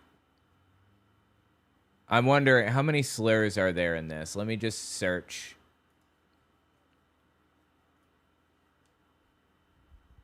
Yep, there are slurs in this. About 50 minutes in. And an hour and 5 minutes in. And there's a slur at 12 minutes and 38 seconds. Awesome. Okay. Then I'm jumping forward. Past it. All right. Wing faggot meetup? I tried to jump past it and it played like at the exact moment that I... All right. Where we talk about the size and scope of government. Are we fascists or are we not? Is this a new Rome and a new empire, or what are we doing? No, this is a declining empire, a falling empire, actually. But okay. Same thing with Venezuela and Greenland. People are saying, we can't invade Greenland. They have national sovereignty. That's something to do with Israel. It's like, Israel? It's Greenland. It's a fucking iceberg. We can have it if we want it. What kind of fascist are you? There's like 50,000 people that live there. And I remember at the time, you have all these people that glorify Adolf Hitler, and then they're... Which describes Nick Fuentes. He glorifies Hitler. Crying about Greenland. It's like, how are you prepared to do what Hitler did if you can't even stomach Greenland? Do you even know what Hitler did? He just started invading he invaded like 10 countries. Yep, that's true. And actual real countries with white people and lots of them living in them. And you have these people that are like, I love Hitler, but this Greenland thing is a little far. These 50,000 Inuits with their igloos, they have national sovereignty. Hands off. It's like you guys are just so not ready for what we need to do. And that when we were killing those protesters. I mean, you're hearing what he's saying? When we were killing those protesters, you guys are not ready for what we need to do. When we were killing the protesters, we were winning. It's like 2 piece of shit liberal protesters got killed by ICE. Same thing. Everyone was crying. It's like, once again, Hitler, camps, how are you going to be ready for this? You're not ready for this. This is what I'm talking about. It's like, where are my real far-right extremists? If you're crying about two liberal protesters getting justifiably iced, if you're crying about 50... Absolutely disgusting. It wasn't just 2 people, by the way. It was... Donald Trump has sent countless people to concentration camps in El Salvador. And mistreated people, thrown them around, made everything more horrifying and disturbing and evil. Like, everything that Trump is doing right now is disturbing as it gets. 50,000 Inuits getting their fake government taken from them so we could build the Golden Dome. If you're crying about Venezuela being invaded, a UFC fight, it's just like, once again, what actually is the vision here? Sounds like you guys are more comfortable with like Zoran Mamdani. Like, you just want to take Israel's foreign aid so we can, I don't know, give it to homeless people or something. You guys actually fell for the meme. We have all these homeless veterans when we're giving Israel money. It's like, you think we want to cut Israel's money to give it to veterans and the homeless? It's like, I appreciate how open and honest he is about things. I appreciate that he's not really as guarded as some other right-wing extremists, where he's willing to just say, yeah, I want concentration camps. Yeah, I do want to, celebrate Hitler. Yeah, I do think that Hitler was good. I appreciate the honesty, even though it's absolutely horrifying. It's like, we want to cut Israel's money so we can, like, invade countries that we want to capture. Anyway, so this is just what I've been feeling for a long time. It's just like, we got to stop the losing streak. This could have been such a good year. World Cup in America, UFC fight, America 250. Isn't there something else happening? I think it's the Olympics, right? Aren't the Olympics going to be here in 2 years, or did that happen in the past? I didn't follow it. But it's like, it could be so good. It's just we keep getting caught up in the Jewish thing. And by that, I mean, like, look, I'm not left wing. I just want to have American fascism as opposed to Jewish fascism. Does that make sense? I mean, it's pretty clear, right? It's pretty clear who this dude is and the evil that he is willing to enact on the world to get what he wants. It's like, we've watched Israel kick so much ass over the past 2 years, and you have left-wing people that are saying no one is allowed to kick ass. And I'm saying, no, we want to kick ass. I'm saying, let's stop. You know what I'm saying? Like, left-wing people are saying when Israel bombs and kills all their enemies and takes all their stuff, no one should be allowed to do that. I'm like, no, we should be doing that. Like, it's our turn to do that. They've been doing that for long enough, and we've been paying for it. It's our turn to do that. So he thinks the United States has not been imperialistic then? Am I reading this right? So anyway, that's to put it succinctly. But anyway, so that's just sort of like where I'm at. But we're going to get into it. We'll talk a little bit about this MOU just while we're on the subject, and then we're going to get into the situation with this kid that potentially will be expelled from school for this remark. So just a little update on the Memorandum of Understanding. We covered it in great detail last night. I spent like 90 minutes monologuing about it, explaining every facet of it. So if you want the whole show, you have to watch the episode from last night. We really went into a lot of depth on it. But I do just want to give an update. So, as you know, there is a short-term agreement between the U.S. and Iran. They're calling it this Memorandum of Understanding. Now, this is what's important to understand about this. The MOU, this is not a treaty.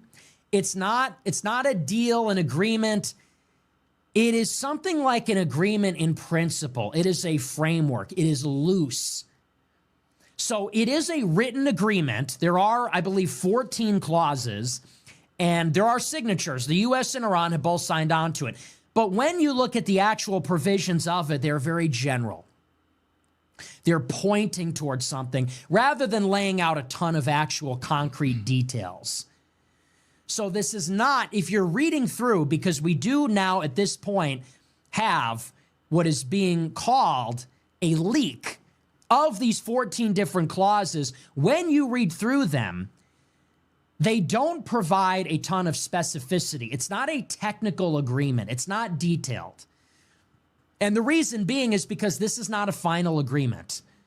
And I said this last night, the way that you need to think about this is like a formalization of the ceasefire. So it is more formal than the ceasefire that we have been under, technically speaking, even though it's not real. We're not really in a ceasefire because we're still bombing them, they're bombing us, the strait is closed. Whatever this period has been, we are formalizing this in a memorandum of understanding. But this is gesturing towards a longer-term deal, which will be technical, specific, detailed, concrete, and that is going to come at the end of this 60-day negotiating period, which is a part of the MOU, and that's also subject to be extended as well. If we don't get a final deal in 60 days, they're going to push it back even further. So that's where we are. And the big question with this agreement is what is actually in it? The deal was announced over the weekend, but we haven't been able to read it because they have not published it. And I suspect they haven't published it because of how unpopular it's going to be. Oh my God, people are not going to be happy with the deal. I would be willing to bet.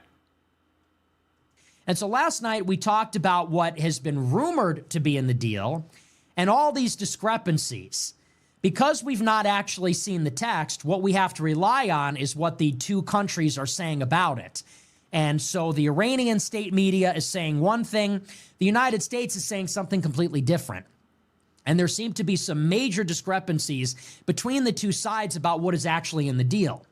And we talked about this last night. This is very confusing and puzzling because if they already signed the deal, then it really shouldn't be this complicated. There should be no ambiguity. There is a deal. It exists.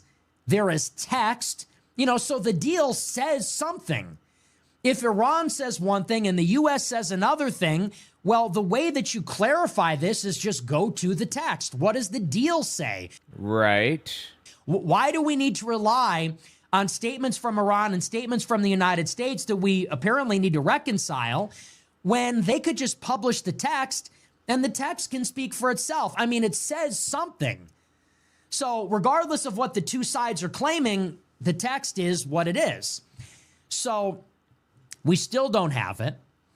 And apparently we're not getting it until this weekend. Trump says that after this ceremonial signing on Friday, even though it's already allegedly been signed, there's going to be a ceremonial signing of it on Friday in Switzerland, which will be in person. And then, once it's done, then apparently we get to see it. Up until this point, however, we're just getting these competing claims from the two different sides. What has changed today is we do have a little bit more specificity about what is in it. Some of the major discrepancies pertain to a few separate questions. So under the MOU, the big things that are covered are, one, an actual ceasefire. And a ceasefire is the cessation or stopping of open hostilities, open warfare. Now, why is this contentious? It should be pretty straightforward. Ceasefire means we're not going to bomb you anymore. You're not going to bomb us. Well, just like the original ceasefire in April, Iran is insistent that we don't just have a ceasefire in the Persian Gulf, but also that we have a ceasefire in Lebanon. Absolutely, because Israel keeps attacking Lebanon. You know why? Because they say that they are, oh my God, it's slipping my mind. They're an old, Canaanite. They say that they're Canaanite. And I understand that the Lebanese actually do share 90% Canaanite DNA. That, like, you know, the Canaanites have existed in that region for millennia, and they now live in Lebanon predominantly. Like, that's it's just the DNA that they have. Those are their ancestors from long ago. And there's currently an order to genocide all Canaanites among the Israelites in the Bible. The Bible says genocide the Canaanites, every man, woman, and child. So that's what Israel plans to do. Obviously, that's what they've been trying to do. They've been bombing Lebanon. Because at the same time that the U.S. and Israel began attacking Iran in February, Israel also began attacking Hezbollah in Lebanon, or intensifying and escalating their attacks against Hezbollah in Lebanon. So Iran has been insistent for months that we don't get any kind of agreement or short-term truce or the opening of the Strait of Hormuz unless there is a ceasefire not just over the Persian Gulf, but also in Lebanon, in that theater as well. So that was a major discrepancy. Is Lebanon part of the agreement, or is it not? Second major area is the Strait of Hormuz. So since the hostilities began, Iran has obviously closed the Strait of Hormuz to allied shipping. So that's all the Gulf countries and the United States. And in order for the United States to stop bombing Iran, we expect them to allow commercial shipping to resume through the strait. Again, why is this contentious? Well, it's not a question of whether the strait will be opened. It's a question of under what conditions. Because openness can mean two different things, as you know. It could mean that we return to the pre-war status quo, where commercial shipping just goes through the strait free and clear. Iran has a very different idea of reopening the strait. They say, we're not going back to the way things used to be. We own it now, and we now reserve the right to charge money. Yeah, there's no putting that genie back in the bottle, unfortunately. I don't see how that's going to work. How could we possibly bring it back to what it was before Donald Trump ruined everything? He consolidated Iran's power for them. Fantastic move. Great job, Donald Trump. Genius. And so now we're going to profit off of the strait because we are claiming ownership over it. So that's another question is the strait reopening in the way that it was open before the war, or is the strait reopening under Iran's control, which has been how the strait has operated since the war started? And that's a major discrepancy. The United States has claimed that it's going to be freedom of navigation. Iran has insisted that they will manage the strait jointly with Oman. Lastly, it is a question concerning reparations and the unfreezing of Iranian assets. This is a big sweetener to make Iran open up the strait, which is sort of interesting. So it's not enough that we stop bombing them for them to open up the strait. We also are now going to be giving them money. And this is going to happen with two different mechanisms. One, we're unfreezing previously frozen Iranian assets held in foreign banks under the sanctions regime. So there's over $100 billion in Iranian assets, and it was claimed that $25 billion of that would be unfrozen when the deal is completed, and maybe up to 50% of that will be unfrozen up front. And then the other mechanism is that there will be a $300 billion reconstruction fund, which will be allocated from private companies and maybe sovereign wealth funds coming from the Gulf and coming from East Asia. I understand that's correct. I understand that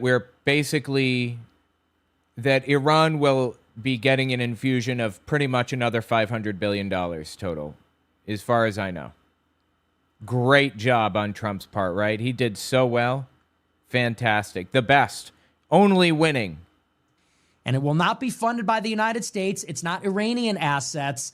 This is private capital raised maybe in conjunction with governments or sovereign wealth funds, but it is primarily coming from private investors. And this is to rebuild Iran's civilian infrastructure. So their refineries, their airports, steel mills, things like that. And the question concerning these transfers is, when does Iran get the money? We talked about this last night. Up until this point, the United States has insisted they don't get any money until they comply with the terms of the deal. So it's conditioned upon their performance. And so if Iran complies with the deal, then gradually, incrementally over time, money is unfrozen piecemeal as a reward. And this ensures compliance. On the flip side, Iran, they want the opposite. Iran wants money up front. Maybe not all of it, but they want some sanctions relief and some reparations and some capital up front because they want to start rebuilding their country. And also, they don't want the United States to grow in strength while they're stalled. Iran hasn't had any foreign direct investment for like 40 years. They've been under the sanctions regime for almost just as long. And so they don't want a situation where we are able to regroup and we're able to rebuild our arsenal and they're just languishing with a collapsed currency, stagnant economy, no capital, can't pay their soldiers or their police. So that's how they see it. Now, we have some clarity on all three of these things as of today, and it's pretty bad for the United States. I said this the other night. Any way that you cut it, this is a terrible deal for the United States. There's no way around it. We lost the war. We are begging them for peace because we lost. We can't hang anymore. We started a war that we couldn't finish. We had all these objectives that we're not able to achieve. And now we're in a position where we actually have to beg Iran to stop the war that we started because we are slowly being killed by the closure of the Strait of Hormuz. And we're just running up against the clock here because our strategic petroleum reserve is running out. And once that's gone, energy prices are going to go sky high and it's going to collapse the economy. And for the record, we're not even supposed to be in a war anymore. Like, we were never supposed to be in a war. War requires congressional approval. For many, many different reasons. Actually, I'm going to go grab some food real fast. I'll be back in just a couple of minutes. I'm going to let this play for a second. 27. Yeah. Should have enough time. All right. I'll be right back, okay? Did you hear about Kyle Clark's interview with the co-GOP governor frontrunner? Yes, Marks. I released a video about it, like, yesterday on Fireside. Check that out. It is insane. Yeah. It was wild. The dude said that he'd killed people before. Like, what? That is insane. All right, I'm going to let this play for just a minute, and I'll be right back, okay? I'm just going to go grab some food. Which we've gotten into on the show previously. And so you know this because we're really not getting anything out of it. All of these major categories, there's not one thing that we're getting. We're not getting regime change. We're not getting their nuclear program to be sunsetted. We're not getting their highly enriched uranium. We're not even getting a resumption of normal traffic in the Strait of Hormuz. They're going to make money off of it in perpetuity. We're not getting reparations. We're not getting payments. And as a matter of fact, part of the agreement is we are withdrawing our military from the region. So our bases got destroyed. Our economy is suffering. We are running out of oil, which we will have to replenish in our strategic petroleum reserve. We're not getting anything coming our way. And we also haven't gotten Iran to change their behavior. So we get nothing. They get everything. Now, like I said, we've gotten some clarity on each of these provisions. Number one, J.D. Vance came out and clarified, and it's also been leaked in Bloomberg, that the ceasefire is a ceasefire on all fronts. Now, who knows what will happen with this? Because yesterday, just yesterday, Trump said Lebanon is not part of the deal. Netanyahu said we are not part of the deal. But today, Vance is saying Lebanon is part of the deal. It is a ceasefire everywhere. So who knows what will happen in the next few days? Is the United States going to reverse that position? Is Israel going to go out of their way to bomb Lebanon in order to demonstrate that they don't consider themselves bound by the agreement? That's the wild card. Anything can happen there. Number two, as it concerns the Strait of Hormuz, according to the leaked MOU in Bloomberg, Iran will be managing the strait. And it seems that the administration is also admitting that Iran will be managing the strait. Now, in these 60 days, Iran, under the agreement, is not allowed to charge a toll. So at least while this more permanent agreement is being worked out, Iran is managing the strait but not charging money. After this period, however, it seems that they reserve the right to charge money. So they're going to manage it, which means they own it. And if they own it, it seems like they reserve that right outside the life of this agreement or these negotiations, that they're going to be able to charge a toll. So they get it. They win the Strait of Hormuz. And then lastly, concerning the transfer of money, once again, we're getting some clarity. This $300 billion has apparently already been allocated from the Gulf countries. It's not coming from America. It's not coming from American companies. They're not investing in Iran. But it's coming from East Asian companies, coming from the Gulf, sovereign wealth funds and companies. And that money is not going to be paid out until a nuclear agreement is reached. So apparently they're not getting any of that $300 billion, not until this agreement is signed, but until the next agreement is finished. So that's a little bit better. They're not getting any money until they actually make some nuclear concessions. And so that's maybe the only positive from the American perspective out of these developments, out of these things that we've learned so far today. But really, any way you cut it, there's two things you could say about this agreement, which is that one, it's completely one-sided. It's hard to overstate how one-sided it is. Because again, all you have to do is think about how we went into the conflict in February. We said we want regime change. And it's interesting because the Trump administration is simultaneously saying we never wanted regime change, while also saying that we technically did achieve regime change. Trump has said variously in the past couple of weeks, hey, we never even really wanted that. That's not the goal. We never set out to achieve that. So if we didn't get it, it's not a complete failure. Yet at the same time, he's also saying, well, when you really think about it, we've had multiple regime changes. Because Trump says, since we've killed their leadership multiple times, even though it's part of the same security apparatus, even though it's still the same core group, he says, well, it's different people. We killed the supreme leader, and his son took his place. So that's a regime change. Nobody else would call that a regime change. If you kill the supreme leader and his son becomes the next supreme leader, did you really change the regime? If you've made it a dynastic, totalitarian, religious regime, I don't think so. So there's no question about it. We did set out to achieve regime change. Remember how we got into the conflict in the first place? It was on the heels of those massive protests in January, which threatened to overthrow the government. That is when Trump mobilized our Navy and Air Force into the region to start the war.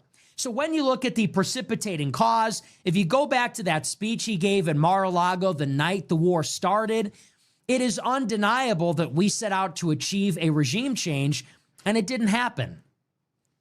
They can deny that they tried it. They can lie and say that we achieved it twice, but the Iranian Revolutionary Guard is still in power. It is still a revolutionary Islamic government. It is still the Iranian Revolutionary Guard Corps. It's still Mojtaba Khamenei, the son of the previous supreme leader. And if anything, that regime that exists now is more radical, more defiant, and more entrenched than the previous regime.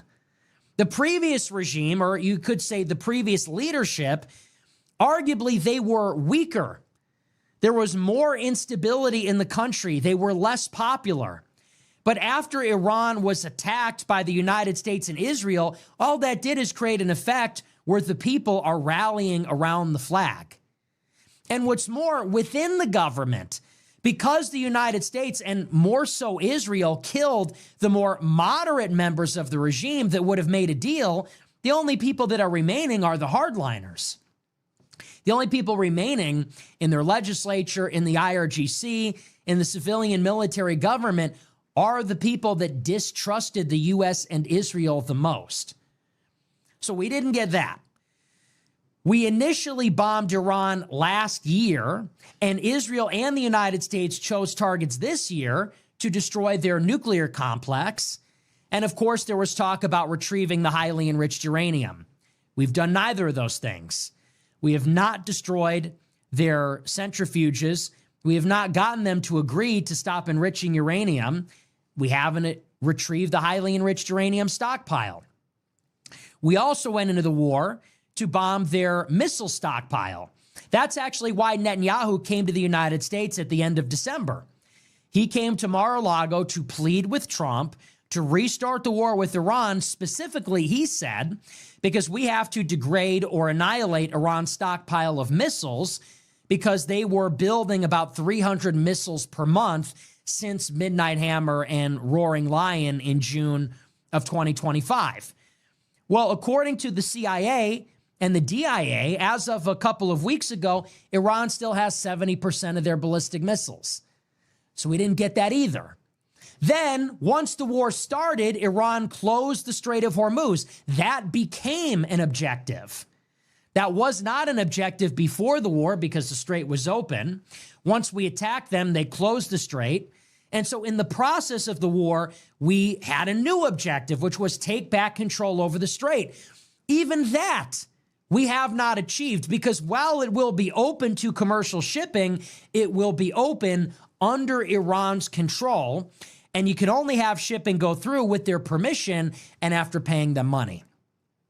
So we have not gotten anything that we set out to achieve. No regime change. Haven't gotten the highly enriched uranium. Haven't gotten them to stop enriching. Haven't destroyed their missile stockpile. Haven't even gotten the Strait of Hormuz. And on the flip side, what has Iran gotten? Well, they're getting this $300 billion reconstruction fund. They're getting $25 billion in unfrozen assets. They may be getting all primary and secondary sanctions lifted from them. They're getting the U.S. blockade of the strait to end. Meanwhile, they control it. And they're also getting a ceasefire in Lebanon so that Hezbollah can actually live to fight another day. Now, theoretically, the Lebanese armed forces, with the help of Syria, under pressure from the United States, might disarm Hezbollah. But who knows if that even happens? What happens in the short term is that Hezbollah lives to fight another day, and the Israelis are kept out of southern Lebanon. So Iran is really getting a lot here. They're getting Hezbollah protected from Israel. They're getting the strait. They're getting their money. They're getting their sanctions relief. They're getting the U.S. out of the region. They've reestablished deterrence. We have gotten nothing. Nothing. And think about what we have lost. We have probably spent, when all is said and done, $1 trillion on this war, because we're going to have to replenish the strategic petroleum reserve. That's going to cost a ton of money and take a long time. We had 4% inflation last month, 3.8% inflation the month before that, and we're paying interest on our $39 trillion debt. Okay? You've got, it probably cost us $50 billion to $100 billion in actual cost to keep our carrier strike groups in the region, to launch all those airstrikes on Iran. We probably have suffered tens, if not hundreds of billions of dollars to our military bases all over the Gulf. They say that 9 have been completely destroyed, 15 have been damaged, 13 soldiers have died, hundreds have been severely injured. And now we're trying to fast track this program to rebuild our interceptor arsenal because of everything that was used up defending all the Gulf countries, all our bases, Israel, our carriers over the course of the war. So where's our reparations? Where's our money? And then the grand prize, forget even about all that, the grand prize for Trump in particular is that he has ruined his legacy. We're going to get destroyed in the midterms. His job approval and favorability has never been lower. Even in his first term, it has not been as low as it is now. And forever, he will be remembered as the guy that promised no new wars and then started a war with Iran on behalf of Israel. So this is where we are in the conflict. This is like one of these world historical mistakes. And the only thing you could say about it is you just have to be happy that it's finally over. You have to just be satisfied that we cut our losses. We're done here. The only problem now, all of this being said, is that we still might not be out of the weeds because, by the way, this entire agreement, as sorry and sad as it is, it's totally necessary, but it's also contingent on Israel not blowing everything up by going back into Lebanon, which they almost certainly are going to do. And so it'll be very interesting to see what happens in the next 5 to 7 days. I wonder where we will be on Monday, because either on Monday, Israel will surprise everybody and they're going to behave themselves. And under pressure from the president, they're not going to bomb Lebanon and we have a deal. Or, and I think this is more likely, Israel is going to demonstrate that they are not bound by the agreement. They're going to launch strikes in Lebanon. It's going to sour the Iranians, who will walk away. And we're going to be right back at it again. Strait of Hormuz is closed. Trump is on Truth Social, begging the Iranians to come back to the table. And maybe the only silver lining, I said this on Twitter today, the only silver lining in all of this is if we can finally decouple from Israel. And I hope that Trump is paying attention, because take a look at all of these war hawks and neocons and Jews on Twitter. Okay, I'm back. Let's see. Did we reach 50 minutes? No. Good. So he didn't say any slurs. I don't think. I hope. Did he? It's always a risk to play him while I go away, but I checked the transcript ahead of time to see. Just had to grab some food. So we can, so I will eat and we'll watch a bit more of this, and then I'm gonna do some videos. All right. Let's see, markers, 27. Awesome. No slurs. Okay, good. Which we've gotten into on the show previously. And so you know this because we're really not getting anything out of it.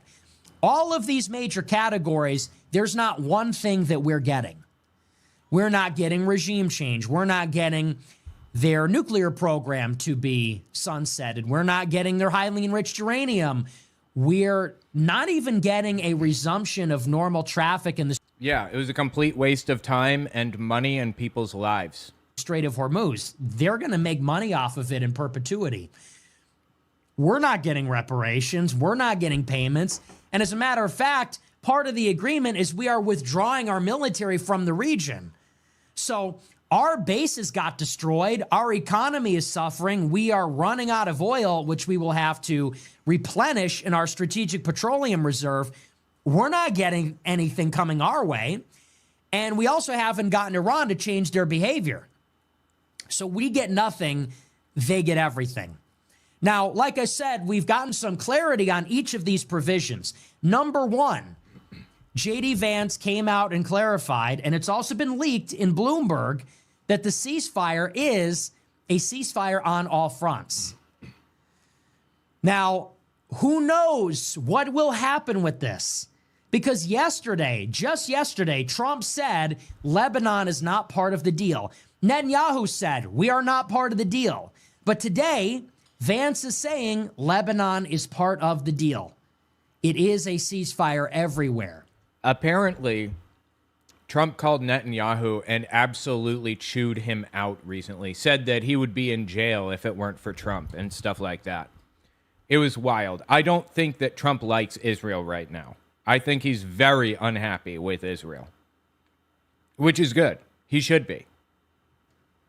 Like, they suckered him into joining the Iran war. They suckered him into fighting it in the first place. So who knows what will happen in the next few days? Is the United States going to reverse that position? Is Israel going to go out of their way to bomb Lebanon in order to demonstrate that they don't consider themselves bound by the agreement? That's the wild card. Anything can happen there. That is absolutely going to happen. Israel is never going to stop. They are never going to stop fighting Iran and all of the people in the Middle East until they have the Greater Israel Project accomplished, which is full ownership of Jordan, Egypt, and some other areas in the Middle East. I'm not sure which ones specifically, but a bunch.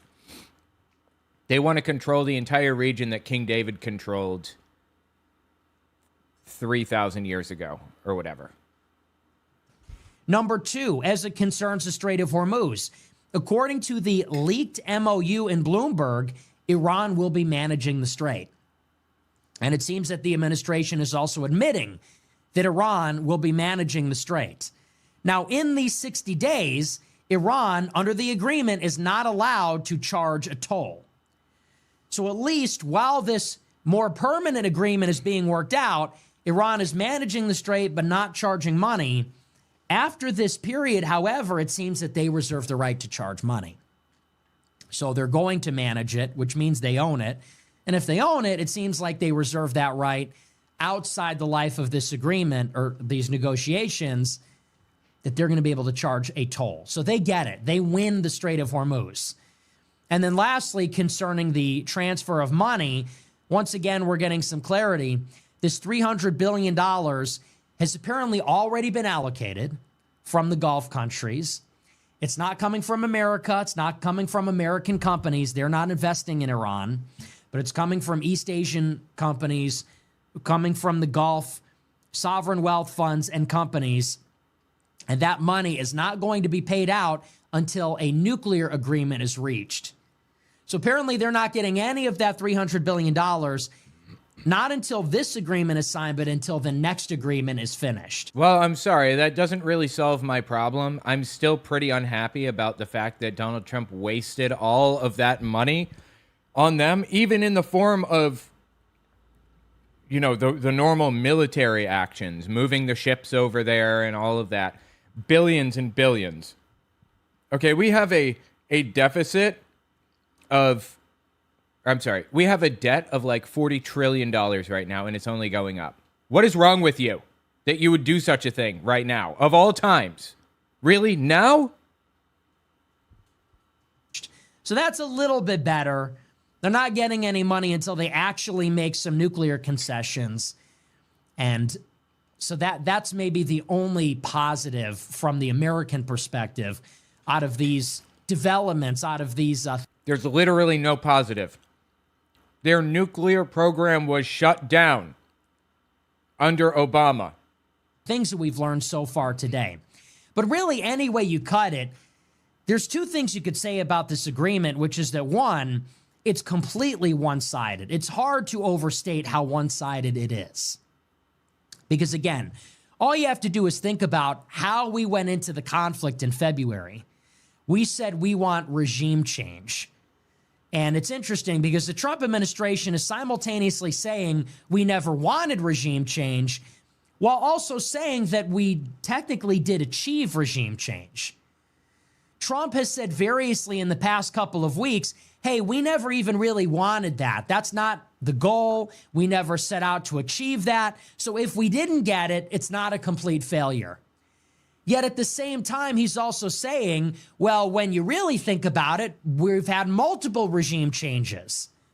Because Trump says, since we've killed their leadership multiple times, even though it's part of the same security apparatus, even though it's still the same core group. It is so deeply stupid, dude, genuinely. He says, well, it's different people. We killed the supreme leader, and his son took his place. So that's a regime change. Nobody else would call that a regime change. If you kill the supreme leader and his son becomes the next supreme leader, did you really change the regime? No, obviously you didn't. If you've made it a dynastic, totalitarian, religious regime, I don't think so. So there's no question about it. We did set out to achieve regime change. Remember how we got into the conflict in the first place? It was on the heels of those massive protests in January, which threatened to overthrow the government. That is when Trump mobilized our Navy and Air Force into the region to start the war. So when you look at the precipitating cause, if you go back to that speech he gave in Mar-a-Lago the night the war started, it is undeniable that we set out to achieve a regime change, and it didn't happen. They can deny that they tried it. They can lie and say that we achieved it twice, but the Iranian Revolutionary Guard is still in power. It is still a revolutionary Islamic government. It is still the Iranian Revolutionary Guard Corps. It's still Mojtaba Khamenei, the son of the previous supreme leader. And if anything, that regime that exists now is more radical, more defiant, and more entrenched than the previous regime. Right, so we went backwards. Previously, they didn't have access to nuclear weapons, and they had agreed not to try to get it. And now the Strait of Hormuz is closed, and when it opens, we're going to have to pay an insane amount of money per ship to go through. We have to give them billions of dollars to rebuild Iran and lift sanctions and everything else. Like, this problem didn't exist before Donald Trump. This regime, or you could say the previous leadership, arguably they were weaker. There was more instability in the country. They were less popular. But after Iran was attacked by the United States and Israel, all that did is create an effect where the people are rallying around the flag. I'll tell you this, though. Iran is not going to have to worry about the United States again for a long time. If they stay on the same track that they're on right now, they are free and clear. They have nothing to worry about. And what's more, within the government, because the United States, and more so Israel, killed the more moderate members of the regime that would have made a deal, the only people that are remaining are the hardliners. The only people remaining in their legislature, in the IRGC, in the civilian military government are the people that distrusted the U.S. and Israel the most. So we didn't get that. We initially bombed Iran last year, and Israel and the United States chose targets this year to destroy their nuclear complex. And of course, there was talk about retrieving the highly enriched uranium. We've done neither of those things. We have not destroyed their centrifuges. We have not gotten them to agree to stop enriching uranium. We haven't retrieved the highly enriched uranium stockpile. We did, though, under Obama. They retrieved that stockpile under Obama. So, good job, Trump. Went into the war to bomb their missile stockpile. That's actually why Netanyahu came to the United States at the end of December. He came to Mar-a-Lago to plead with Trump to restart the war with Iran. Specifically, he said, because we have to degrade or annihilate Iran's stockpile of missiles, because they were building about 300 missiles per month since Midnight Hammer and Roaring Lion in June of 2025. Well, according to the CIA and the DIA, as of a couple of weeks ago, Iran still has 70% of their ballistic missiles. So we didn't get that either. Then, once the war started, Iran closed the Strait of Hormuz. That became an objective. That was not an objective before the war because the strait was open. Once we attacked them, they closed the strait. And so in the process of the war, we had a new objective, which was take back control over the strait. Even that we have not achieved, because while it will be open to commercial shipping, it will be open under Iran's control. and you can only have shipping go through with their permission and after paying them money. So we have not gotten anything that we set out to achieve. No regime change. Haven't gotten the highly enriched uranium. Haven't gotten them to stop enriching. Haven't destroyed their missile stockpile. Haven't even gotten the Strait of Hormuz. And on the flip side, what has Iran gotten? Well, they're getting this $300 billion reconstruction fund. They're getting $25 billion in unfrozen assets. They may be getting all primary and secondary sanctions lifted from them. They're getting the U.S. blockade of the strait to end. Meanwhile, they control it. And they're also getting a ceasefire in Lebanon so that Hezbollah can actually live to fight another day. Now, theoretically, the Lebanese armed forces, with the help of Syria, under pressure from the United States, might disarm Hezbollah. But who knows if that even happens?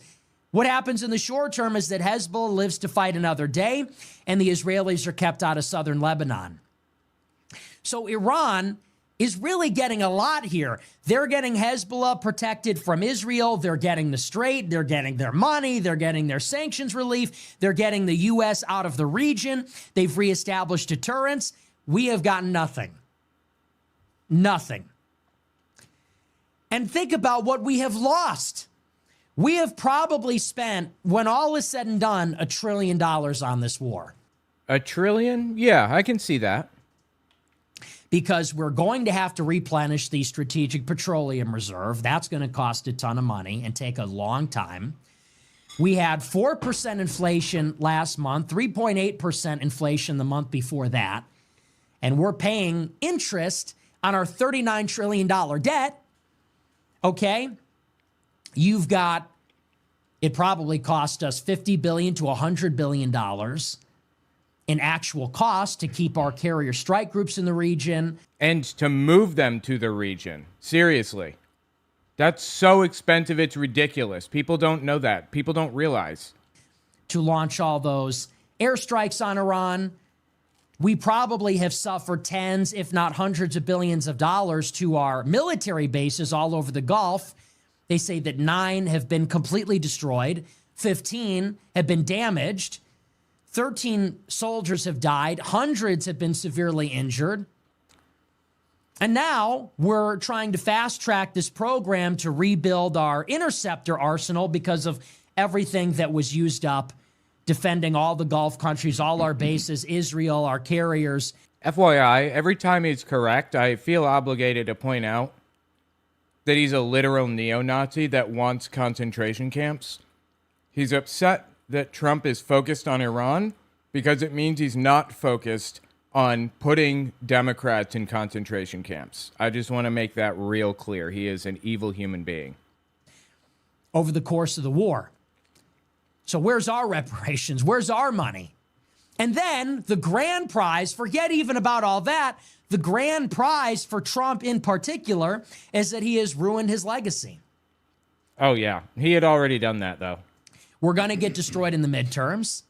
His job approval and favorability has never been lower. Even in his first term, it has not been as low as it is now. And forever, he will be remembered as the guy that promised no new wars and then started a war with Iran on behalf. Multiple wars. Started shit with Venezuela. Started shit with Iran. Started shit with Cuba. He hasn't actually invaded Cuba yet, but that's on the list. He keeps saying it. Half of Israel. So this is where we are in the conflict. This is like one of these world historical mistakes. And the only thing you could say about it is you just have to be happy that it's finally over. You have to just be satisfied that we cut our losses. We're done here. The only problem now, all of this being said, is that we still might not be out of the weeds because, by the way... I thought it was out of the woods. Okay. This entire agreement, as sorry and sad as it is, it's totally necessary, but it's also contingent on Israel not blowing everything up by going back into Lebanon. Which is not going to happen. They're absolutely going into Lebanon to destroy it until they have a greater Israel. Egypt and Jordan and Lebanon, Syria, the whole area there. Until they have that, they will not stop. Until they control the area King David controlled 3,000 years ago, they're not going to stop. Which they almost certainly are going to do. And so it'll be very interesting to see what happens in the next 5 to 7 days. I wonder where we will be on Monday, because either on Monday, Israel will surprise everybody and they're going to behave themselves. Absolutely not going to happen. And under pressure from the president, they're not going to bomb Lebanon and we have a deal. Or, and I think this is more likely, Israel is going to demonstrate that they are not bound by the agreement. They're going to launch strikes in Lebanon. It's going to sour the Iranians, who will walk away, and we're going to be right back at it again. Strait of Hormuz is closed. Trump is on Truth Social, begging the Iranians to come back to the table. And by begging, he means threatening to end their entire civilization. Yeah. And maybe the only silver lining, I said this on Twitter today, the only silver lining in all of this is if we can finally decouple from Israel. And I hope that Trump is paying attention, because take a look at all of these war hawks and neocons and Jews on Twitter. And Jews, okay. Like, I wouldn't think too much about that if it weren't for the fact that he absolutely hates Jews. Do you remember when the war in Iran started? The Jewish Zionists were Trump's biggest cheerleaders. Mark Levin and Ben Shapiro and all of them were clinking their champagne glasses. Totally true. I agree. And they were saying, God bless Trump. He's the only one with the balls to confront Iran. They were the biggest cheerleaders of all time. And they were the inquisitors, too. If anybody had any doubts about Trump or the war, they were the first ones to say, you were disloyal. Mark Levin and all the others, they were the first ones to say, if you're not on board with the war, then you're not a good Trump supporter. You're not a Republican. You're not a patriot. You're not American. You remember this? They were the most gung-ho with their MAGA hats on. They were the biggest glazers of this administration when he was carrying out the war. And effusive in their praise, Fox News every night, go get him, Mr. President. You're a hero. You're like Winston Churchill. You're like Alexander. All this stuff. Yeah, painfully embarrassing sycophancy. Like, oh my God, I cannot believe that they said some of the stuff they said about Donald Trump. It was so embarrassing for them. Secondhand embarrassment was intense, or, is still intense. It's been intense this entire time. And now the second that Trump has gone against Israel's interest here by bringing peace to the region, now look at them. They are literally foaming at the mouth. John Podhoretz, Mark Levin. Okay, well, Trump didn't bring peace to the region, to the Middle East, but fine, I get the point, I suppose. When there's a peace deal on the table, sure, yeah. Shapiro, all of them. The meltdown is unbelievable. And the switch up, it's just like a 180.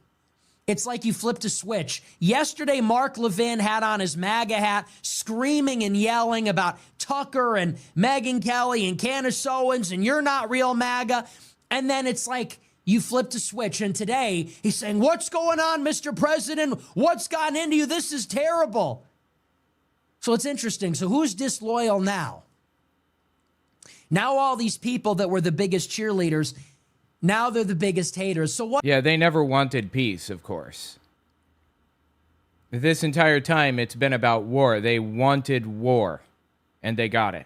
What happened? What happened? You switched up. I hope Trump is paying attention to that. And it's interesting, right? All these people were never Trumpers in 2016 when Trump was America first. Then when Trump was bombing Iran, they were his biggest supporters. Now that he's making peace with Iran, now it seems like they're borderline haters all over again. Now, what does this tell us? It tells us that we need to be the same way, that we have the right instinct, doesn't it? We need to be the same way? What does he mean by that? You know, because here's something that's sort of funny. So when Trump is America first, we support him. When he's not, we don't. When he makes a deal like this, we say, you know what? Let's just end the war. This is a good deal. Let's just wrap it up. Let's get Netanyahu under control and let's end the conflict. In other words, we take our own side. When Trump does what we want, we support him. When he doesn't, we don't. That's the logical thing to do, yes. That's what everybody should be doing for all political leaders. When the political leader takes your side on things, support him. Otherwise, don't. Is this really a novel idea? Is this really a novel idea to MAGA? The Jews do the same thing. When Trump is going against Israel, they hate him. They would rather see Hillary Clinton become president. When they think that Trump is going to do what Israel wants, they're his biggest supporters. They're at their rally. They put on the MAGA hat. They think it's quaint. They think it's kitschy. They're all over it. They love it. When Trump goes against Israel, they hate him again. They're taking their own side. Who is not doing this? It's all of these stupid goyim. Holy shit, here we go. And I'm thinking about people like Jack Posobiec. I'm thinking about people like John Doyle. I'm thinking about people like Captive Dreamer, that no matter what Trump does, they'll defend it. If he's America first, they defend it. If he's Israel first, they defend it. They don't care what they're getting, if they're getting something, if they're getting nothing. They just support him regardless. And they tell themselves and everybody else, we need to keep supporting Trump. He needs us. We have to just support everything that he does. And meanwhile, the only people that are getting anything out of him are either us or the Jews. Because dude, he has this weird hang up with the Jews. Seriously. What is this dude's deal? it is our negativity. It is our disincentivizing his different actions, which actually changes his behavior. Trump knows that if he stops the mass deportations and if he brings us to war in Iran, we are not going to be happy. And if we are not happy, then we don't show up in the midterms. And if we don't show up in the midterms, then you've got problems. Wow, he thinks he's got himself a little plan here, doesn't he? Simultaneously, he knows that if the Jews are not happy, then the Jews are going to pull the plug on the money. And they might assassinate him. And they might, you know. Oh, please, dude. They don't even control that much money. Like, I think Trump would take any bribe that from people who are willing to bribe anybody. It doesn't matter to him. But I think we're talking about generally a population level support. Some Jewish people support Trump because they believe that he supports Israel, but I believe most Jews are left-leaning. You know, they're going to do things to hurt him too. I mean, most Jews in the United States, the U.S. electorate. The Israel lobby's very powerful. Maybe the AIPAC check doesn't clear for the Republicans in the midterms, and they're going to need it to beat the Democrats. So Trump knows I need to keep these two camps happy, because if I don't keep the Jews happy, they're going to punish me by taking their money. If I don't keep the base happy, they're going to punish me by taking their votes. He's giving way too much. God, the word's not credit. What's the word? He's convinced that Jews are way more of a monolith than they are, and that they have way more money than they do. I mean, there are only a total of 15, is it 15 million or is it, yeah, it's 15 million Jews in the world, right? How many Jews are there in the world? I think it's 15 million. Yes, 15.7 million. Only 15.7 million. Okay, that's basically 2 New York cities, and there are no more Jews in the entire world. How many Heritage Foundation extremists are there? How many conservative Christian nationalists are there? A lot. I would argue way more than there are Jews in the world. And if that's the case, then really what we should be worried about over the Jews, quote unquote, and their money, they're not even a monolith, but even so, we should be more worried about Christian nationalists trying to control our elections. That's really the issue here. And again, like, Jews are so divided on the things that they believe and the things they say and do and feel and political ideals and everything else. It's all completely different. They don't have one shared mind.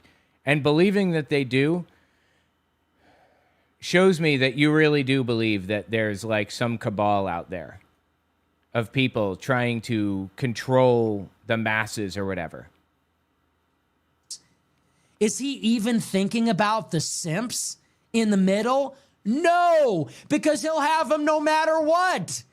He never has to worry about making them unhappy because they will be glazing and supporting and defending and voting and donating no matter what he does. So those people, they just get fucked. And they will be happy no matter what. Well, if they get something, they say, see, this is why we voted for Trump. If they get nothing, they say, well, you know, we need to live to fight another day. We got to keep pushing. We didn't support Trump enough. So he's not worried about making those people happy. So he had to bomb Iran because Netanyahu told him to, but now he needs to end the war because he realizes the bottom is going to fall out on his support if this war goes on any longer. I don't know if you guys have seen the TV show The Boys. It's really good. You guys should definitely check it out if you haven't seen it. It's a bit on the nose with the things that they say and do.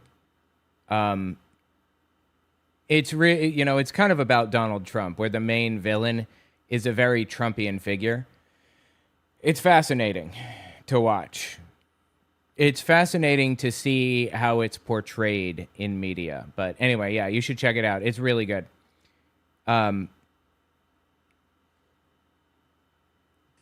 his needs to end the war because he realizes the bottom is going to fall out. It's about superheroes who are immortal, basically. They're literally immortal. It's like if Superman were evil, basically. And in the show, the only thing that they are weak to is their polling numbers, is their likability. It's really fascinating. You guys should definitely watch that if you haven't. On his support if this war goes on any longer. And there's some other constraints too. There's military. I mean, we just can't really win the war. That's maybe that. The economic constraint, the fact that we're just simply running out of energy, that's also a problem. But I think on some level, yeah, he's also worried that he's really losing a lot of support here too. So there's a lesson in this, which is if that's how the Jews operate, look, they're teaching us. My God, this is classic anti-Semitism. The Jews do it. The Jews are evil, so we can be evil. Insane. Think about the Jews that switched over and voted for Trump after October 7th. They were lifelong Democrats. I mean, how many Jewish people are we talking here? Total. And when the Democrats stopped supporting Israel, they switched sides. They switched sides. Many of them are like gay. I think about these people like, I think about Dave Rubin. I mean, he didn't switch to Trump. He's gay and Jewish. I'm not sure who he's even talking about, and I don't know that he does either. Jacob Hellberg. Who the hell is that? Is like one of the most flamboyant gay men you've ever seen. And the guy's as liberal as they come. He's as liberal as it gets. And he has no loyalty to the Democrats. He gave Trump's joint campaign committee $830,000. Holy shit, who has that much money lying around? Because Trump was going to be better for Israel. What does that say? It means that as liberal as he is, and he's as liberal as they get, he's a liberal, gay, cosmopolitan, rich Jew. I think he's in California. And he has zero loyalty to the Democratic Party. When the Democrats went anti-Israel, he said, I'm out. He said, girl, bye. He said, bye. That's probably what he says, probably more like that. And then he went to the Republicans. He doesn't care what the Republicans say about everything else. They're going to do it for Israel. We need to take a page out of their playbook and do the same thing. If the Republicans aren't doing what we want them to do, walk away. Which is concentration camps, obviously. If they're not doing what we want, putting Democrats in concentration camps, walk away. Genius. I got the email, Nerical. I have it pulled up, and I will take a look at it when I'm done here. I saw that you were showing stuff about that one dude. I will give that a read. Walk away and stop supporting them. We have no elite. It doesn't matter. Yeah, I'm a conservative guy. I'm Catholic. I'm pro-white. You He's not conservative. He's not a conservative guy. He is a literal neo-Nazi. know, like the left is fucking evil. We despise the left. These people are awful. They are insane. Isn't that fascinating? We were just covering a Dave Rubin clip where he was saying, Dennis Prager pointed out that the right thinks the left is incorrect and the left thinks the right is evil. Like, denying the idea that the right believes the left is evil entirely. That's really interesting. And now we have Nick Fuentes here just saying it. And you know, these people are awful. Let me grab this. They're insane. And you know, it's easy to be enamored with the left when you're in a silo of right-wing chuds. I'm borrowing this tweet from Laundry Queen. It's easy for these guys like Richard Spencer to have a love affair with the left when you're in a silo with like despicable, disgusting chuds that look like Shane Gillis and are still doing like 1350 jokes. But then you actually encounter liberals in the real world and you realize like these people are fucking scum. Just grab this. And this. The left is fucking evil. I'm Catholic. I'm pro-white. You know, like. Nick Fuentes says the left is evil. Got it. Export. Take me there. Start. The left is fucking evil. We despise the left. These people are awful. They are insane. And, you know, it's easy to be enamored with the left when you're in a silo of right-wing chuds. I'm borrowing this tweet from Laundry Queen. It's easy for these guys like Richard Spencer to have a love affair with the left when you're in a silo with like despicable, disgusting chuds that look like Shane Gillis and are still doing like 1350 jokes. But then you actually encounter liberal. Wait, 1350 jokes are bad in Nick Fuentes' mind? Doesn't he actually believe the 1350 stuff? 13% of the population is responsible for 50% of the crimes. It's a lie. It's not true by any stretch of the imagination, not even close to true. But they're claiming black people commit more crimes than white people, so on and so forth. It's all a lie. Anyway, doesn't he believe that? Liberals in the real world, and you realize, like, these people are fucking scum. Like, these people, they drive a Tesla and they have like a bumper sticker that says, I bought my Tesla before Elon went crazy. Yeah, well, maybe that's because they don't want it vandalized, because Elon Musk is a complete piece of shit, an evil human being who has done real, untold amounts of damage to people's lives. It's like, that's the real left.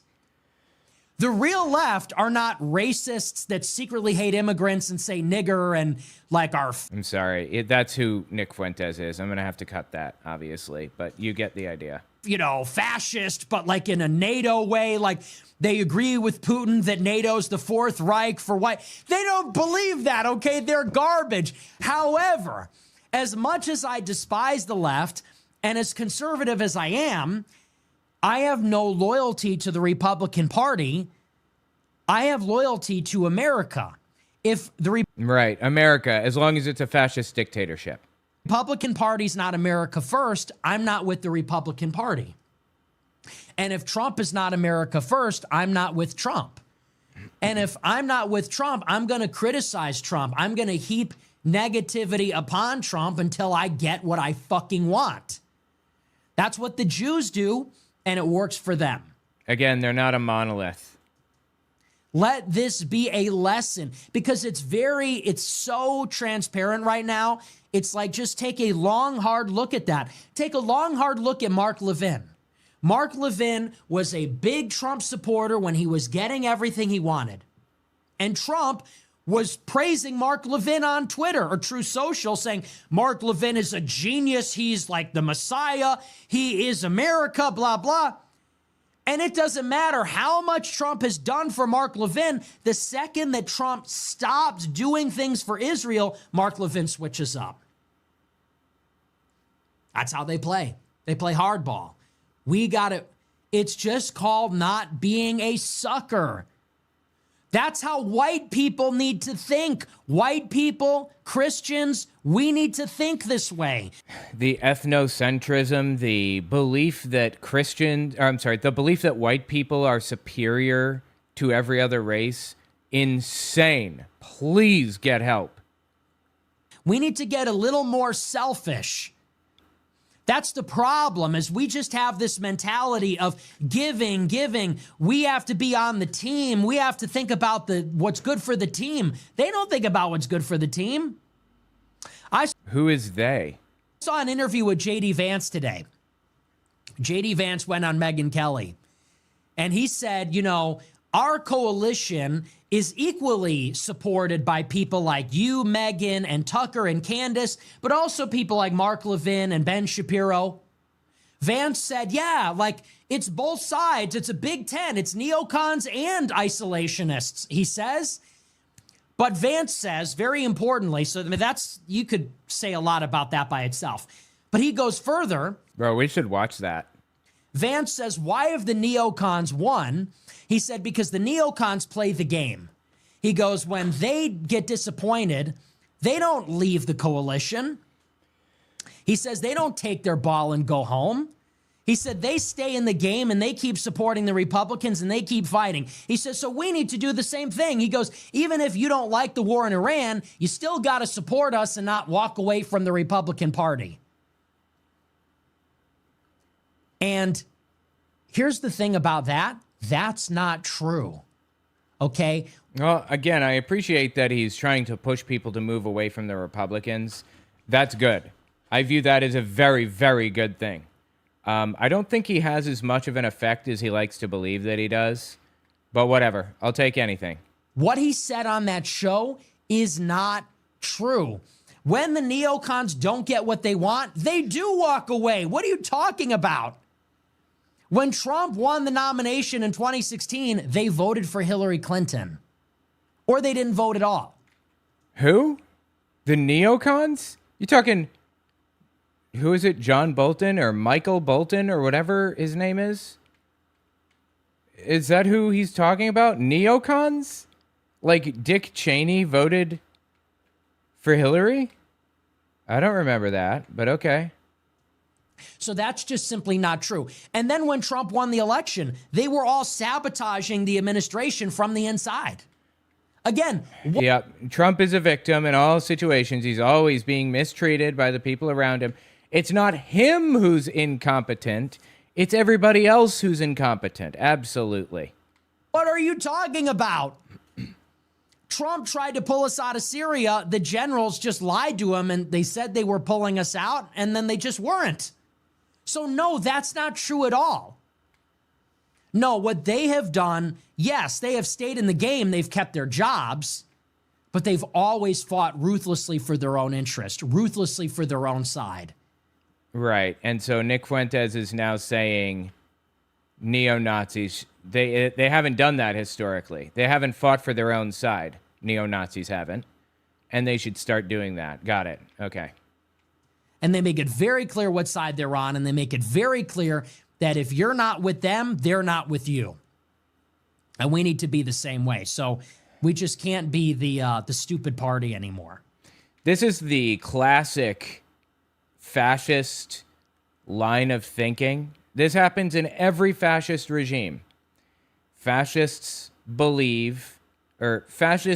spread the idea that their enemy is doing this evil thing, and that justifies us doing that evil thing, even when their enemy, quote unquote, is not doing this evil thing. the stupid faction of the stupid party. So anyway, so that's the situation with the MOU. Like I said, we will see what happens on Friday. We'll see what happens this weekend. But the big takeaway is we lost the war, total calamity, and just thank God that it's over now. Hopefully it's over.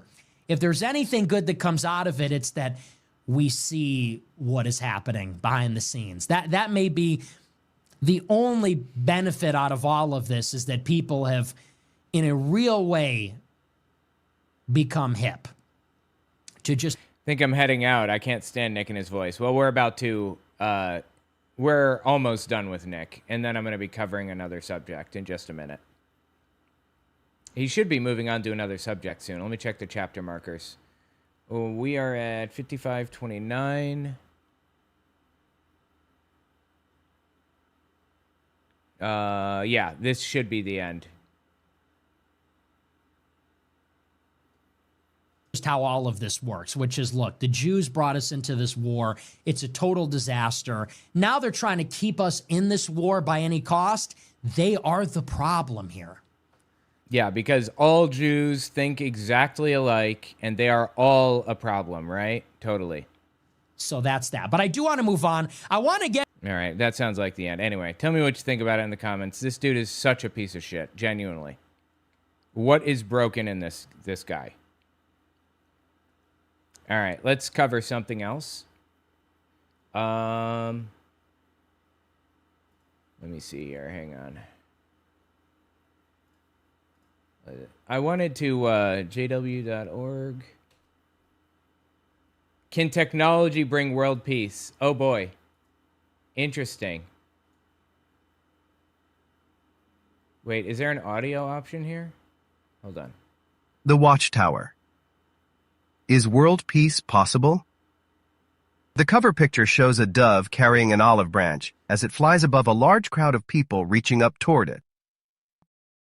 Which do you think can bring world peace?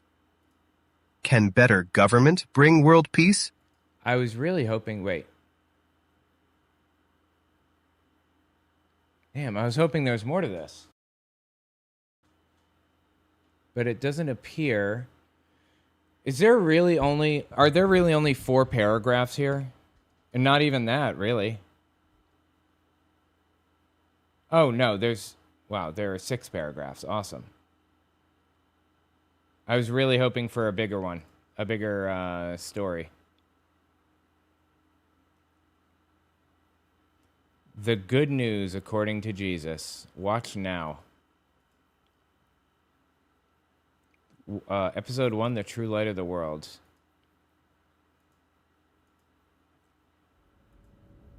Let's see here. Mind his holy covenant. It is so cringy. Earth to be registered. Wait, what was this? She's giving birth. I've seen this process. It's crazy.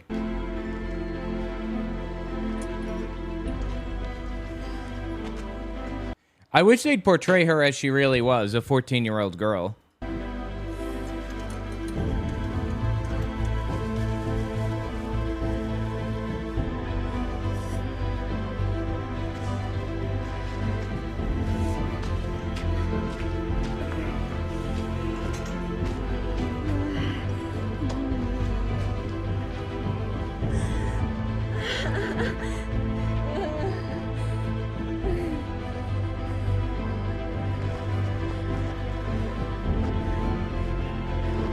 Dramatic music plays.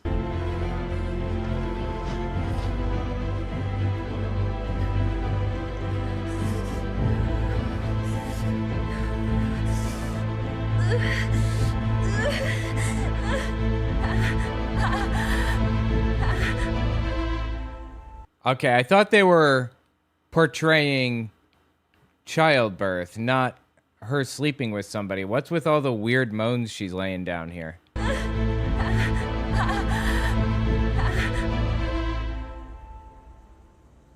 You know, childbirth, it doesn't have to be loud. It's almost never loud, realistically. like all the yelling and moaning and crying, that's Hollywood nonsense. That's not usually how it works. Humans evolved to be quiet, just because it's dangerous.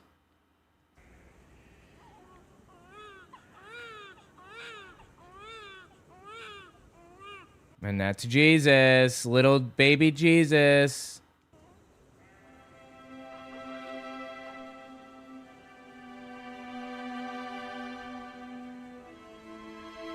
And now she's perfectly A-okay. She's not in pain. She didn't tear. She nothing. She's just chilling out, having a good old time over here.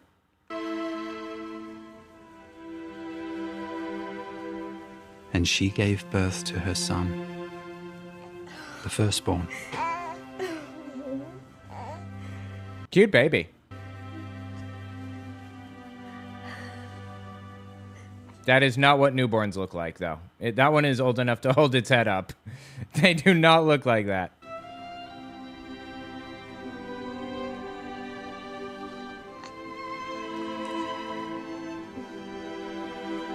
They don't open their eyes that wide either.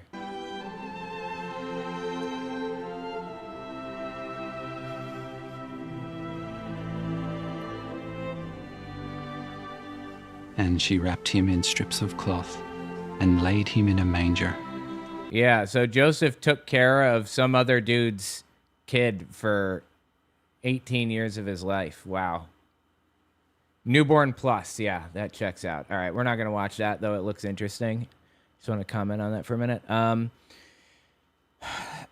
Let's see. Library, videos. Wait, is there a new Caleb and Sophia out? I think there is. No. What's this? Is this an old one? It is. Yeah, it's an old one. No, they don't. Look how...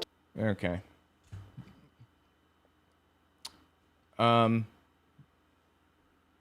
Per Christensen, are you worried? Darcy McEwen, 4 lessons from 9,700 men. David de Guzman, will they be impressed? Governing body update number 4? What's this? Welcome to our update. In this program, we'll hear reports from around the world. In many lands, the Eternal Happiness Conventions have already begun. During the months of June and July, 10 international conventions will be held. No doubt that these will be joyful occasions for all involved. While many will be busy inviting their neighbors to the convention, what else can we share in our ministry?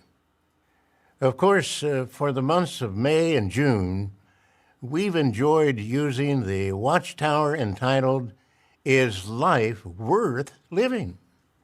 For July and August, we can use the Awake entitled, 12 Secrets of Successful Families. Of course, we may use any publication that addresses the needs of the householder. The introduction to the magazine states, we hear a lot about what goes wrong in families. Okay, interesting. Yeah, let's cover this. I'm grabbing it right now. Check JW Broadcasting, see what they're up to right now. June 2026. The altar. And last part of verse, we got married in Madrid, and then a few days after our wedding, Rebecca made the trip down to Uganda to start off as a Bethel bride. And there you are. Is that in Uganda? Yes, this is at the branch. What was it like there? Well, it was an experience we will never forget, but I must admit. Yeah, Jehovah's Witnesses are actually, hang on.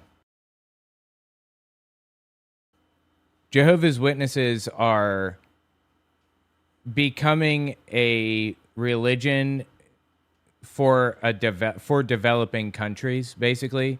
They are shrinking in the United States and Europe and other, developed countries. And they're growing in places like Uganda and stuff, fascinatingly. That it was not easy to make so many changes all at once. I had to get used to marriage and also life at Bethel. But I also had to adjust to a new culture, a new language, new food, and even new ways of thinking. So you learn a lot about yourself. Yeah, you learn how you think, you learn how others think, and you grow over the process. Okay, yeah, I'm going to grab this as well. JW Broadcasting. Rename. All right, let's cover this real fast. Okay. There's this Jehovah's Witness governing body update number 4 that I wanted to go through. Give this a listen. This is governing body member Sam Hurd. Notice he has a beard. That was illegal until recently. Program, we'll hear reports from around the world. In many lands, the Eternal Happiness Conventions have already begun. During the months of June and July, 10 international conventions will be held. No doubt that these will be joyful occasions for no doubt all involved. While many will be busy inviting their neighbors to the convention, what else can we share in our ministry? Of course, for the months of May and June, we've enjoyed using the watchtower entitled, Is Life Worth Living? Yeah, back in the day when I was a Jehovah's Witness, I used to go door to door, and we would be given magazines that we would pass out every month. They would be different magazines. And it was kind of a subject that the governing body was trying to push on people at any given moment, you know?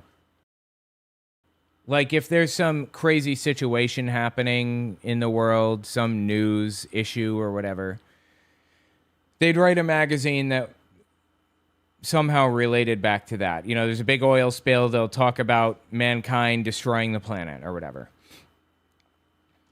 And I guess this is the one that they're pushing right now. Interesting. The problem is that now Jehovah's Witnesses are growing in developing countries like Uganda or wherever. I don't know, Ethiopia and places like that. And they're shrinking in developed countries like the United States. So they can't just stick to American political news anymore. They have to kind of go with world news.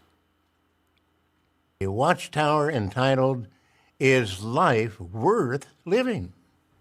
For July and August, we can use the Awake entitled, 12 Secrets of Successful Families. Of course, we may use any publication that addresses the needs of the householder. Yeah, so is life worth living? The way I see it is we're here for the time that we have, and we might as well enjoy that time. And if we're not enjoying it, then just forget the things that are stressing you out. I know it's easier said than done, but forget it. Enjoy it. Go bungee jumping. Go do something. Even if you're impoverished and have nothing and have no way to go do anything, go to a park, take in a good deep breath, and appreciate the fact that we're here for this little slice. You know? That's the way I see it. The introduction to the magazine states, we hear a lot about what goes wrong in families that fail, but what goes right in those that succeed. This Awake features the Bible's reliable guidance for couples. Okay, I'm sorry. The Bible's reliable guidance for couples, really? First of all, marriage didn't even exist in its current form, certainly, at the time. The gall to claim the Bible has anything of value for modern-day couples, that's absurd. Parents and young people. No. My parents lived the biblical way as biblical parents, i.e., spare the rod, spoil the child. Quick note, beating your child is not helpful and is not the way it should be done. I don't give a fuck what the Bible says. It's incorrect. Every year, the governing body arranges for headquarters representatives to visit each branch office around the world. In addition, governing body members make branch shepherding visits each year. What have been some recent highlights? Let's hear from 3 branch committee members. In April 2026, the United States received a branch visit for the first time since 2014. The U.S. branch is unique in that we have 5 different complexes. We have Wallkill, Patterson, War. I actually visited Patterson when I was little. All of these are different than the ones that they used to be. They had one in Brooklyn. They sold it to Jared Kushner, believe it or not, for like billions of dollars. 1.3 billion, I think. Warwick, Fishkill, and San Juan. What's with all the kills? Why do they pick places with the word kill in it? Wallkill, Fishkill, Warwick? I don't understand. The governing body decided that from now on, the United States will receive a branch visit each year, focusing on one of our Bethel complexes. This year, the governing body assigned 3 brothers to visit the Wallkill complex. Brothers Peter Bell from the Britain branch, Greg Chichu from the Hungary branch, and Betty George, a helper to the service committee of the governing body. Interesting. The Hungary branch, huh? I wrote a book titled God's People, Christian Nationalism in the Third Reich. Original research in that book, especially chapter 8. They can be read independently. They don't have to be read in order because they're 11 biographical essays. Chapter 8 is on Father Kuhn from Hungary, and I got original newspaper clippings from original archives and sifted through them to try to understand, like in Hungarian, and tried to understand like what happened. It was really fascinating. You should give it a read. It's on Amazon and Audible. owenmorgan.com/God's People. 3 brothers were needed because Wallkill is a large complex. Over 1,600 Bethelites serve there.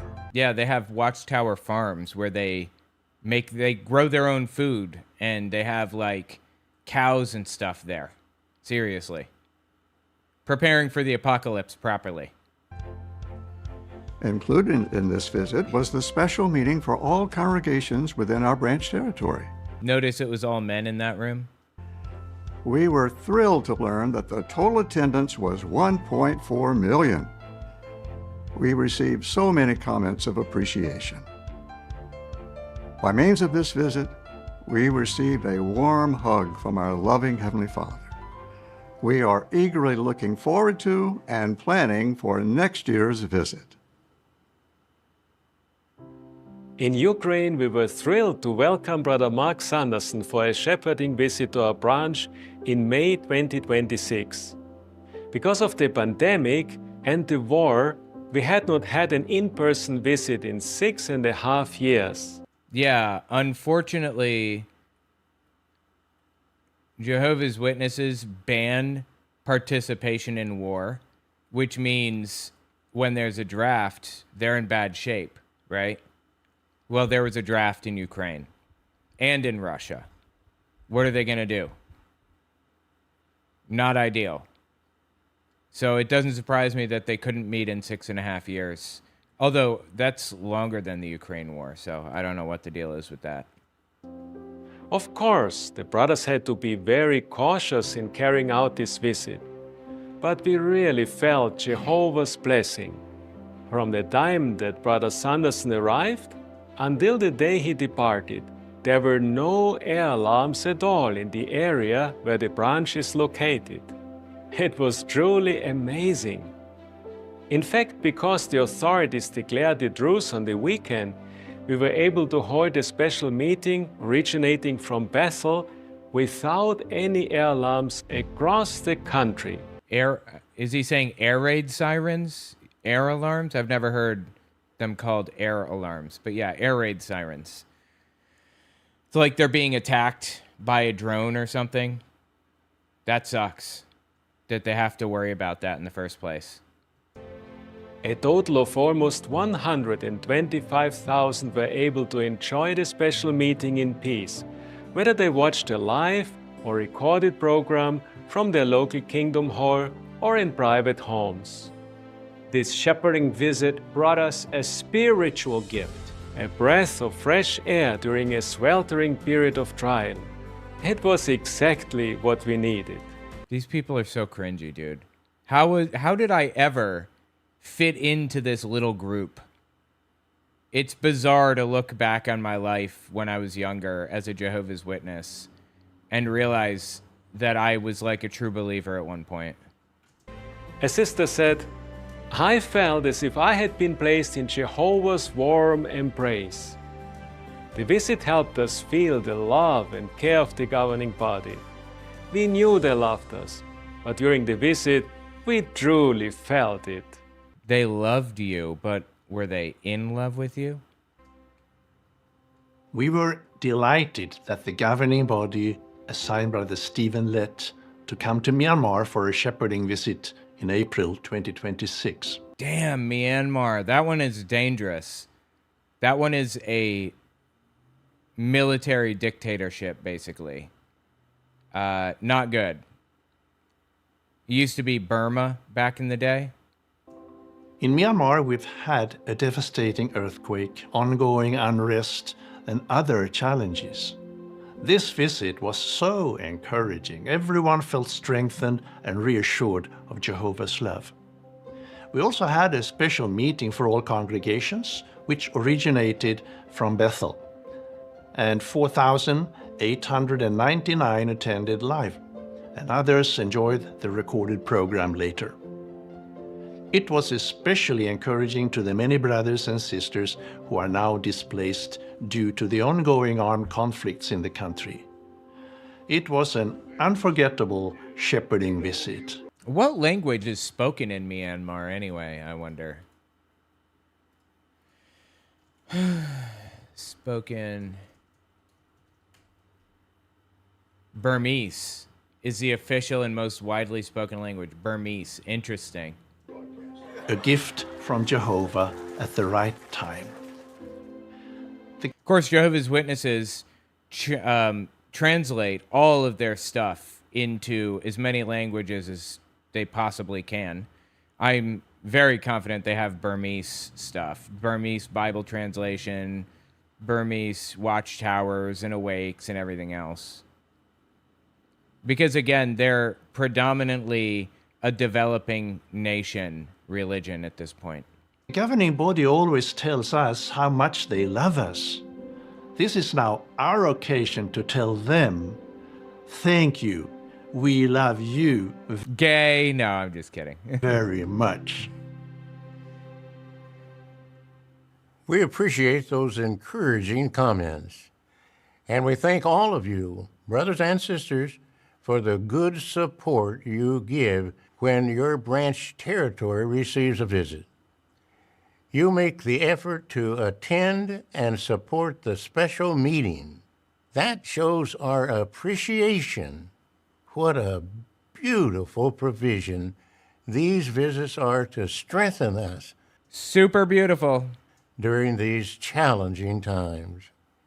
In many parts of the earth, our brothers are facing wars, natural disasters, disease, outbreaks, and persecution. Yeah, that's all they talk about, honestly, is persecution. So persecuted all the time because nobody else is persecuted.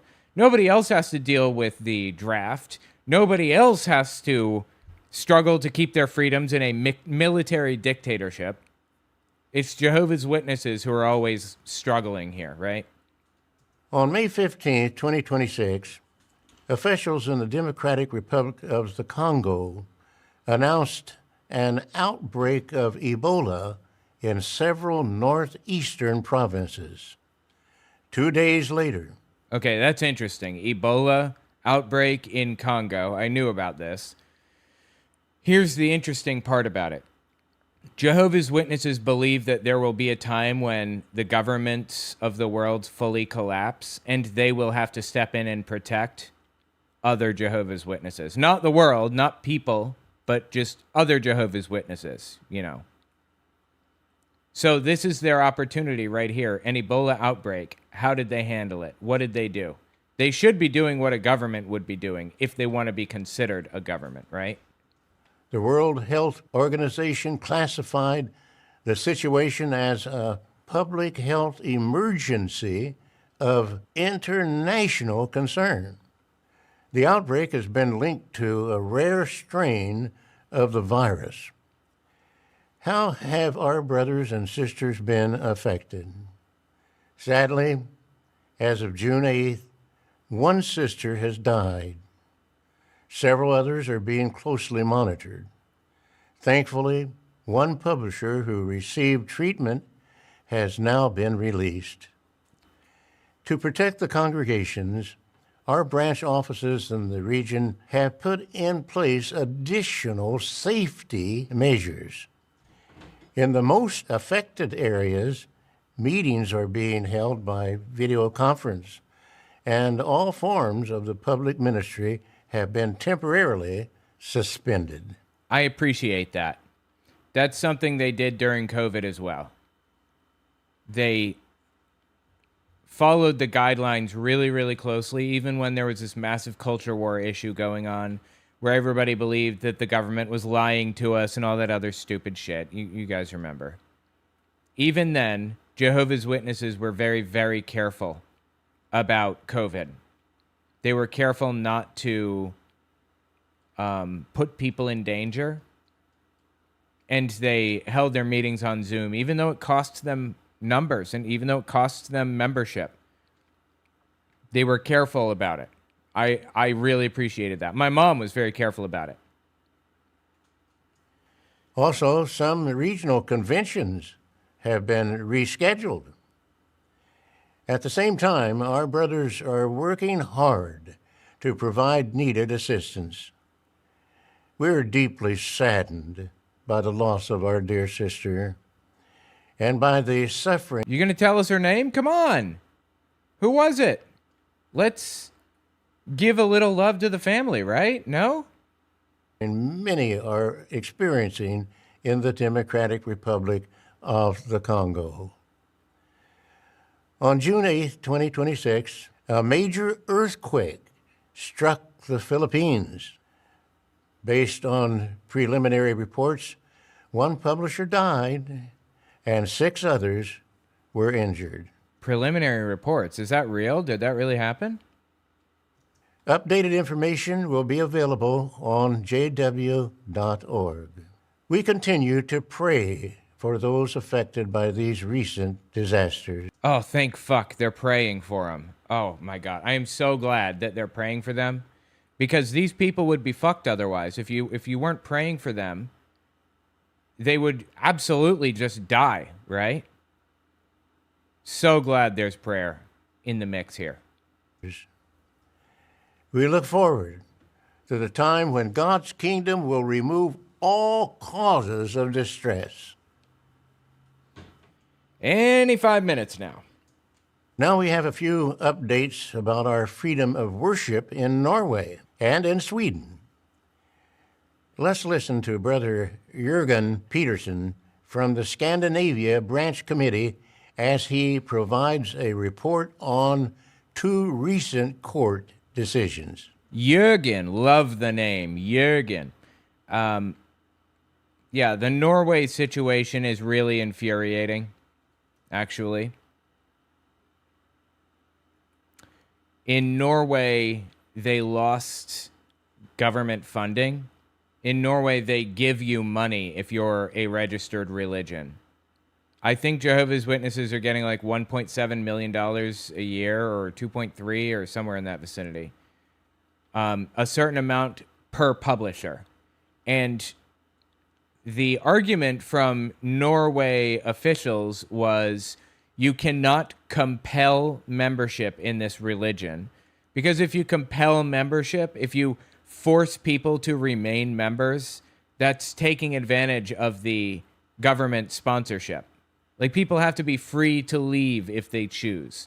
And Jehovah's Witnesses ban people from leaving, effectively, and twist it around and claim that it's fully their choice. They're just going to lose everyone they ever loved if they do leave. So how many people would be members if they weren't coerced into being members? How many people would remain? They're effectively stealing money from the government by coercing membership through shunning. So they told them, stop shunning ex-members, and we will consider giving you your membership back. Well, they claim that they stopped shunning, and now they have their membership back. They have that money from the government back now. Infuriating that the Norway courts would actually believe them when they said they don't shun anymore. Recently, courts in Norway and in Sweden issued significant positive decisions regarding our freedom of worship. Now, you were always free to worship any way you wanted. This is never about freedom of worship. This is about whether you get government money for being a registered religion. You are not entitled to government money in any circumstance. But okay, tell me about your freedom of worship. A few years ago, the government of Norway began receiving misinformation about Jehovah's Witnesses. Misinformation. And where did they get that misinformation? From your homepage, jw.org? This misinformation included accusations about our scriptural beliefs and practices. Then, in 2022, the government denied us the state grants available to the more than 700 recognized religious communities in Norway. Next, the government singled us out by removing our registration as a recognized religious community. As a result, we lost important rights. Important rights, like getting government money. In reality, they did lose the right to codify a marriage. Basically, instead of them being allowed to sign marriage certificates directly, they had to go to the courthouse and have a judge sign the marriage certificate. Who fucking cares? It's not that big of a deal. That was one of the major things.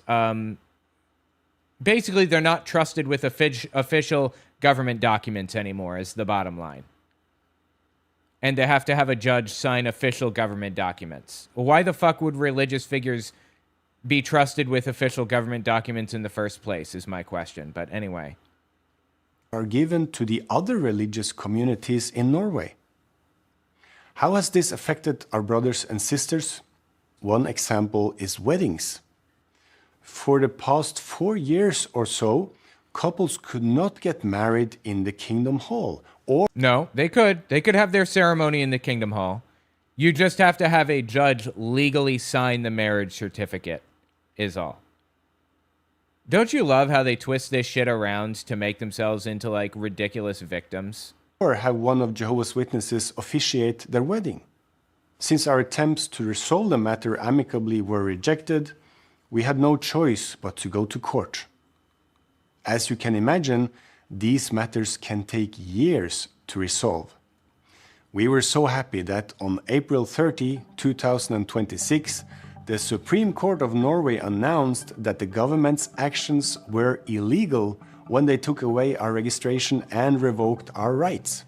I could be wrong, but I believe that interpretation or that framing is incorrect. I believe that they determined that Jehovah's Witnesses met the expectations required to gain those privileges back. Privileges, not rights, privileges. I don't have the right to marry somebody. I don't have the right to officiate a funeral. It's a privilege to do those things. And the privilege, or the right, I suppose, falls to the state when no one else is available. You know, you can't just go in and marry somebody because you feel like it. You have to be a trusted individual to guarantee that you were like a witness or whatever. The court ruled that the government had no evidence that Jehovah's Witnesses were doing anything wrong. No, I think they decided that Jehovah's Witnesses had changed their policy, even though that's a lie. They still officially shun people. The court also found that the government's denial of state grants was illegal. This decision is final and cannot be appealed. Our brothers in Sweden are involved in a similar case. In 2025, the government changed the law in order to remove our special status as a religious community entitled to state grants. Why? Yeah, why the fuck are you getting state grants exactly? Again, I don't understand. Why is some religious group receiving money from the state? Why is that happening? Because the government did not agree with our scriptural beliefs and practices. Of shunning, yes. Scriptural beliefs and practices of shunning children, of compelling membership, of forcing people to believe or stay in or remain a member. Like, the money you get is based on the amount of people you have in the religion. We again had to go to court primarily to defend ourselves against religious prejudice. Religious prejudice, right. They are literally, this is the definition of, God, what's the term? This is the definition of the paradox of intolerance. This is a phenomenal example of it, actually. We shun people. We don't allow them to leave the religion if they want to, of their own free will.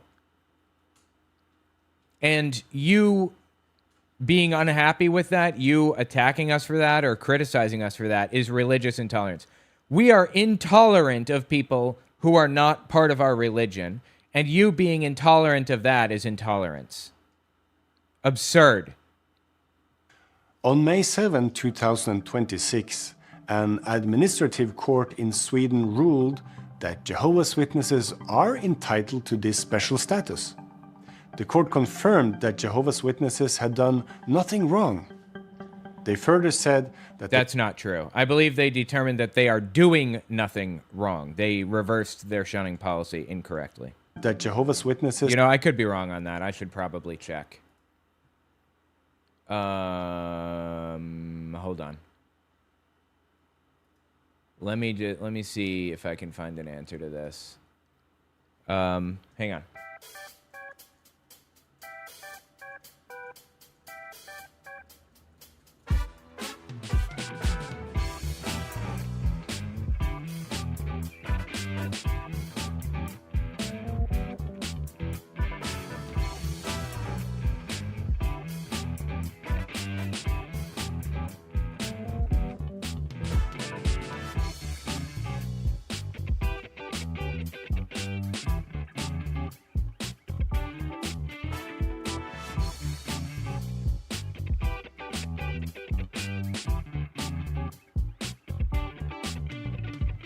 I'm sorry, I'm still looking. If you give me just another minute here.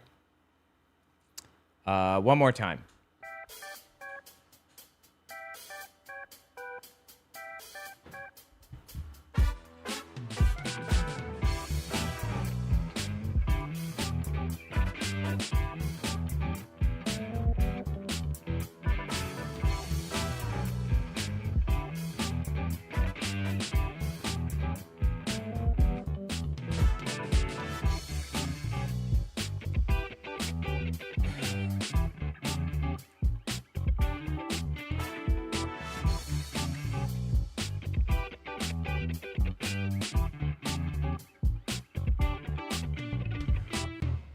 Okay, from what I'm seeing, the case was specifically about Jehovah's Witnesses' practice of disfellowshipping and social shunning of former members. The state argued that the religious community's practice of social shunning violates children's rights and members' right to freely withdraw from membership under Section 6 of the Religious Communities Act and Article 9 of the ECHR, which is important because they get money, every member that exists, and members are afraid to leave, so they keep that money. They're stealing from the state, basically, right? The Supreme Court did not find that Jehovah's Witnesses don't shun or that they used to and stopped. It's apparently apparently the court outlined Jehovah's Witnesses organization and doctrine, including the practice of disfellowshipping or exclusion and social shunning of former members. It took the practice as given and then ruled on whether that practice clears the legal bar for the government to strip them of registration and funding. The court emphasized that the threshold for refusing state funding and registration is high, and that Section 6 must be interpreted in light of the autonomy of religious communities under Article 9. So, the shunning practice, which Jehovah's Witnesses openly continue, does not meet the threshold of proven harm needed for the state to deregister them or deny subsidies. That's the finding, as far as I can tell. The decision was not unanimous on the shunning question. 2 judges dissented on whether Jehovah's Witnesses subject their members to undue pressure to leave the organization, infringing members' right to freely withdraw. The minority emphasized that shunning can lead to loss of contact with family members, particularly for minors, and that it's a rule-based requirement intended as a tangible consequence for those who leave. That's true. That's factual. The dissenters would have upheld the state's denial of funding. So even the court that ruled for Jehovah's Witnesses had members who agreed the shunning is real and coercive. Wow. It is absolutely wild that anybody disagreed with that interpretation.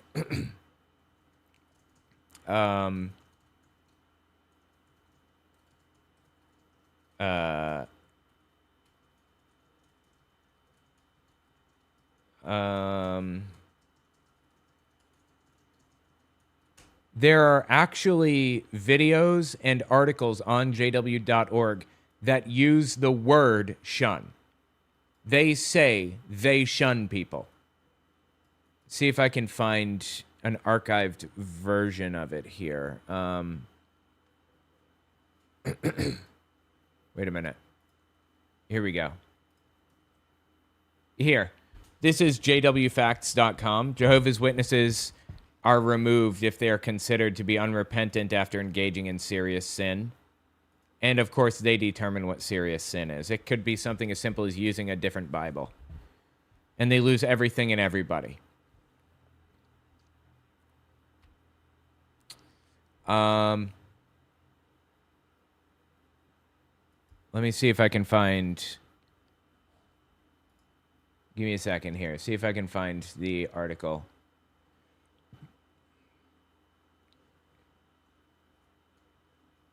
I'm looking for the Jehovah's Witness. Do they have that on this page?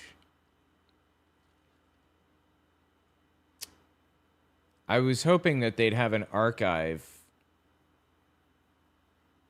I mean, here, just take a look at this. This is the one I was thinking of, I believe. Where does it start? Where does it start? The word disfellowship does not appear in the Bible. It wasn't until 1952 that the Watchtower introduced disfellowshipping as now practiced, and the following review shows there's no biblical justification for it. It wasn't until 1952 that they made it official doctrine, but they definitely excommunicated before 1952, especially in World War II. They did it a lot. For people who signed the Erklärung, the document, the renouncement document, they forced Jehovah's Witnesses to sign. Wait a minute. I'm just looking. Wait 1 second here. Is this it? Yeah, here's a good one. This is from the Watchtower Society's online library. wol.jw.org. Display Christian loyalty when a relative is disfellowshipped. The bond between family members can be very strong. This brings a test upon a Christian when a marriage mate, a child, a parent, or another close relative is disfellowshipped or has disassociated himself from the congregation. By the way, I wrote this program because I was a software engineer before YouTube. I call it BookForge, and I built in a TTS server, basically a text-to-speech server that lets you, with the accompanying browser extension, lets you play audio of a website. It takes about 1.5 minutes, 2 minutes to warm up the TTS server, but once it's going, it's pretty fast. And you can use custom voice models. You can use Scarlett Johansson. I mean, it's all open source and free. I'm not charging anything for this. Bob Odenkirk, you know, Better Call Saul. Bob Ross. Sub-Zero from Mortal Kombat is one of them. Okay, TTS server just started. Let's see. It should take about 6 seconds to start playing the audio from the moment I hit the play button. Let's hit play here. 2, 3, 4, 5, 6, 7, 8, 9, 10. This little wheel here is showing how buffered it is. I think I set it to do 2 sentences to start instead of 1. So it may take 18 to 20 seconds. Give it a second here. There it is. 1. The bond between family members can be very strong. This brings a test upon a Christian when a marriage mate, a child, a parent, or another close relative is disfellowshipped or has disassociated himself from the congregation. Matt 10:37. How should loyal Christians treat such a relative? Does it make a difference if the person lives in your household? First, let us review what the Bible says on this subject, the principles of which apply equally to those who are disfellowshipped and to those who disassociate themselves. According to the Bible, how are Christians to treat those expelled from the congregation? 2. How to treat expelled ones. God's word commands Christians not to keep company or fellowship with the person who has been expelled from the congregation. Quit mixing in company with anyone called a brother, that is a fornicator, or a greedy person, or an idolater, or a reviler, or a drunkard, or an extortioner. So this is from 2002. This is the Kingdom Ministry from 2002, and it's still on their website, like right now. And it's instructing people, one more time, how to treat expelled ones. Shit, I should have hit the back button instead. I gotta fix that. If you want a copy of Bookforge, it's free. It's just available. It's on my website, owenmorgan.com/tools. I just uploaded a copy this morning. I'm still working out the bugs, still a couple of little issues with it, but overall, it's really good. You can do full text-to-speech of an entire book. Create an M4B audiobook file. Better be a legal book, though. If it's not, I'm going to be upset with you. No pirating. How to treat expelled ones. I don't pirate things. I am morally opposed to pirating. I'm just saying this works with pirated books or legal books, but you should only use legal books, obviously. Okay, let's continue. God's word commands Christians not to keep company or fellowship with a person who has been expelled from the congregation. Quit mixing in company with anyone called a brother, that is a fornicator or a greedy person, or an idolater, or a reviler, or a drunkard, or an extortioner, not even eating with such a man. Remove the wicked man from among yourselves. 1 Cor 5:11-13. Jesus' words recorded at Matthew 18:17 also bear on the matter. Let the expelled one be to you just as a man of the nations, and as a tax collector. Jesus, his hearers, well knew that the Jews of that day had no fraternization with Gentiles, and that they shunned tax collectors as outcasts. Jesus was thus instructing his followers not to associate with expelled ones. Actually, he wasn't.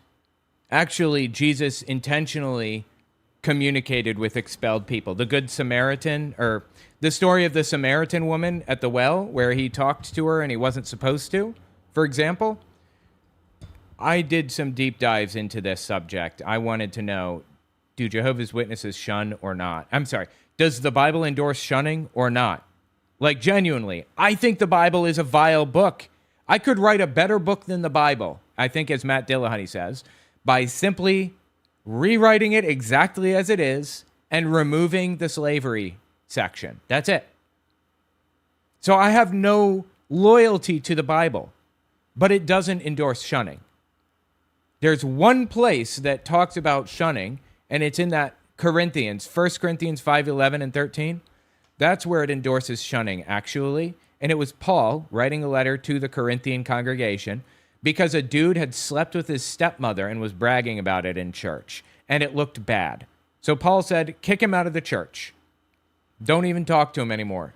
Don't even dine with such a man. And the Corinthian congregation wrote a letter back to Paul and said, we tried it your way, and it was awful. We don't want to do that. We don't believe in that. And it's making us look worse to shun people than to have people in our congregation talking about sleeping with our stepmothers. basically, is what they said. I'm paraphrasing. So Paul writes his second letter to the Corinthian congregation, 2 Corinthians. And he says, all right, you know what? You're right. What you've done is sufficient. Bring him back in. Even if he doesn't want to be a member, just love him as your brother anyway. You're right. This does make us look bad to shun. And the Bible never speaks of it again beyond that. So anyway, the point is that the Bible is actually opposed to shunning. Paul is opposed to shunning by the end of it. But Jehovah's Witnesses see shunning as a useful tool against people that they don't like, against apostates or whatever.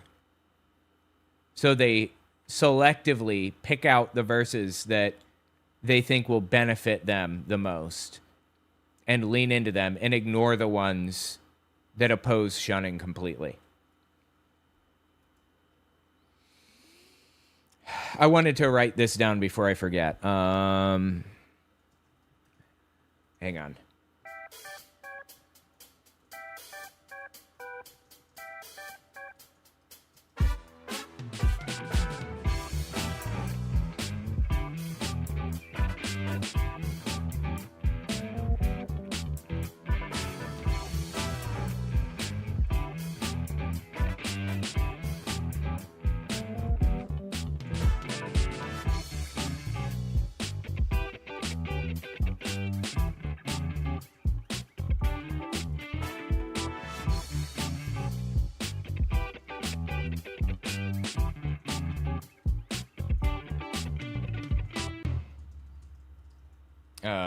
Okay. I just wanted to write that down so I didn't forget. Anyway, let's keep listening to Jehovah's Witnesses flat out lie here about their shunning policy. Like, it's right there on their website. That's not the only example either. I have a billion examples of them explicitly using the word shun on their website. They claim they don't shun, and they use that word on their website. Had done nothing wrong. They further said that the government had no business meddling in the affairs of a religious organization. Unless they're getting money from the government and they're stealing that money, then they should meddle in the affairs, right? Then it's pretty clear that that religious organization is taking advantage of the system, right? The government has appealed this decision, so the matter is not yet final. Thank you, Jürgen. Is that true? Is it not yet final? Let me just find out.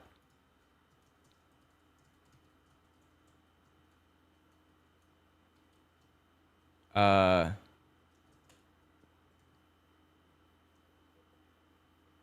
not super sure. I thought it was final.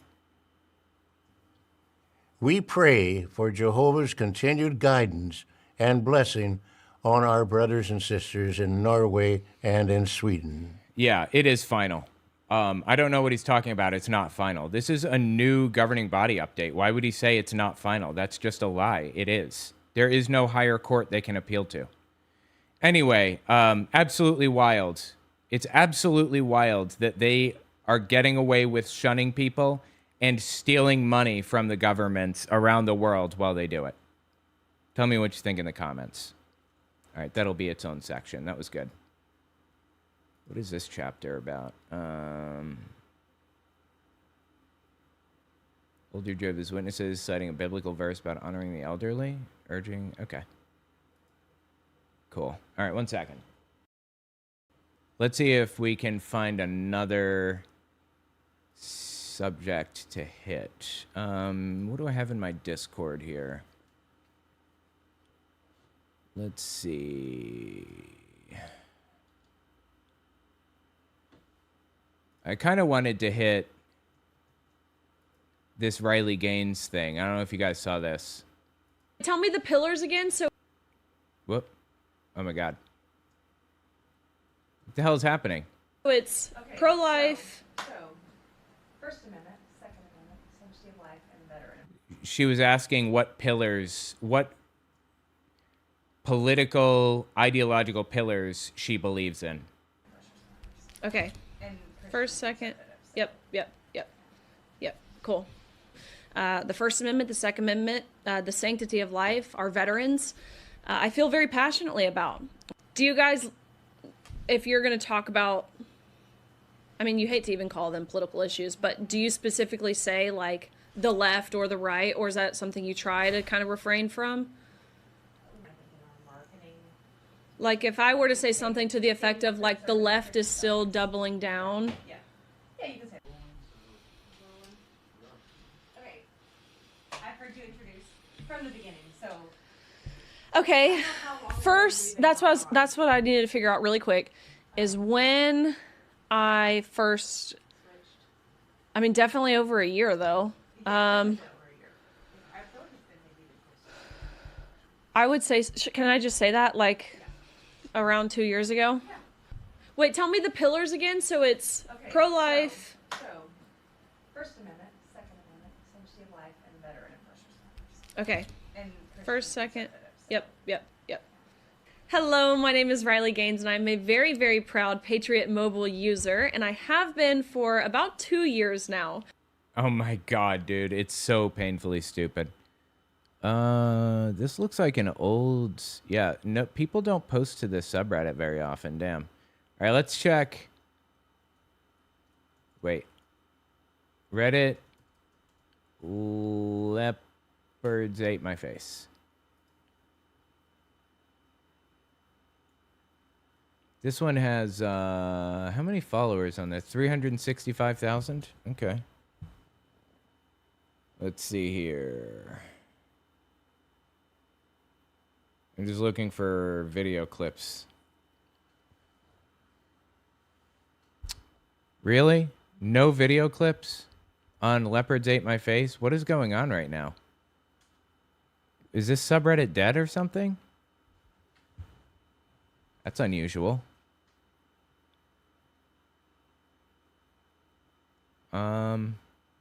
Wow. Not a single video clip on this entire subreddit. Okay. Let me check Right Wing Watch's. What's this? Our government and our culture has spent on supporting the efforts of people who hate Christ, all while the church in America can't even afford a building. Like, I pay rent for our church in a golf clubhouse. I just go, our economy's tanking. The state offers no, yeah. That's interesting. Partridge. I think I have videos from him. Let me see. Partridge. I do, yes. To the rule. The rule is America's obedience. Yeah, I do. I have multiple. Okay, cool. Let's hit this. Let's make this a story. Hold on. Let me just grab this video here. Download. And pull up some of the others. Open. All right. Is this the most recent? No, it isn't.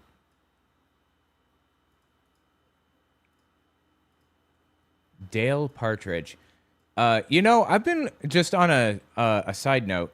I've been looking for an opportunity to work the term abso-fruitly into my conversation, but I speak surprisingly rarely about fruit or gay people.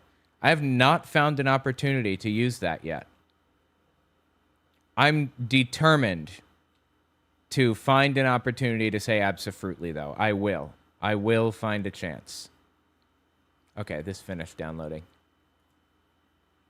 Hold on. Rename. Partridge. What?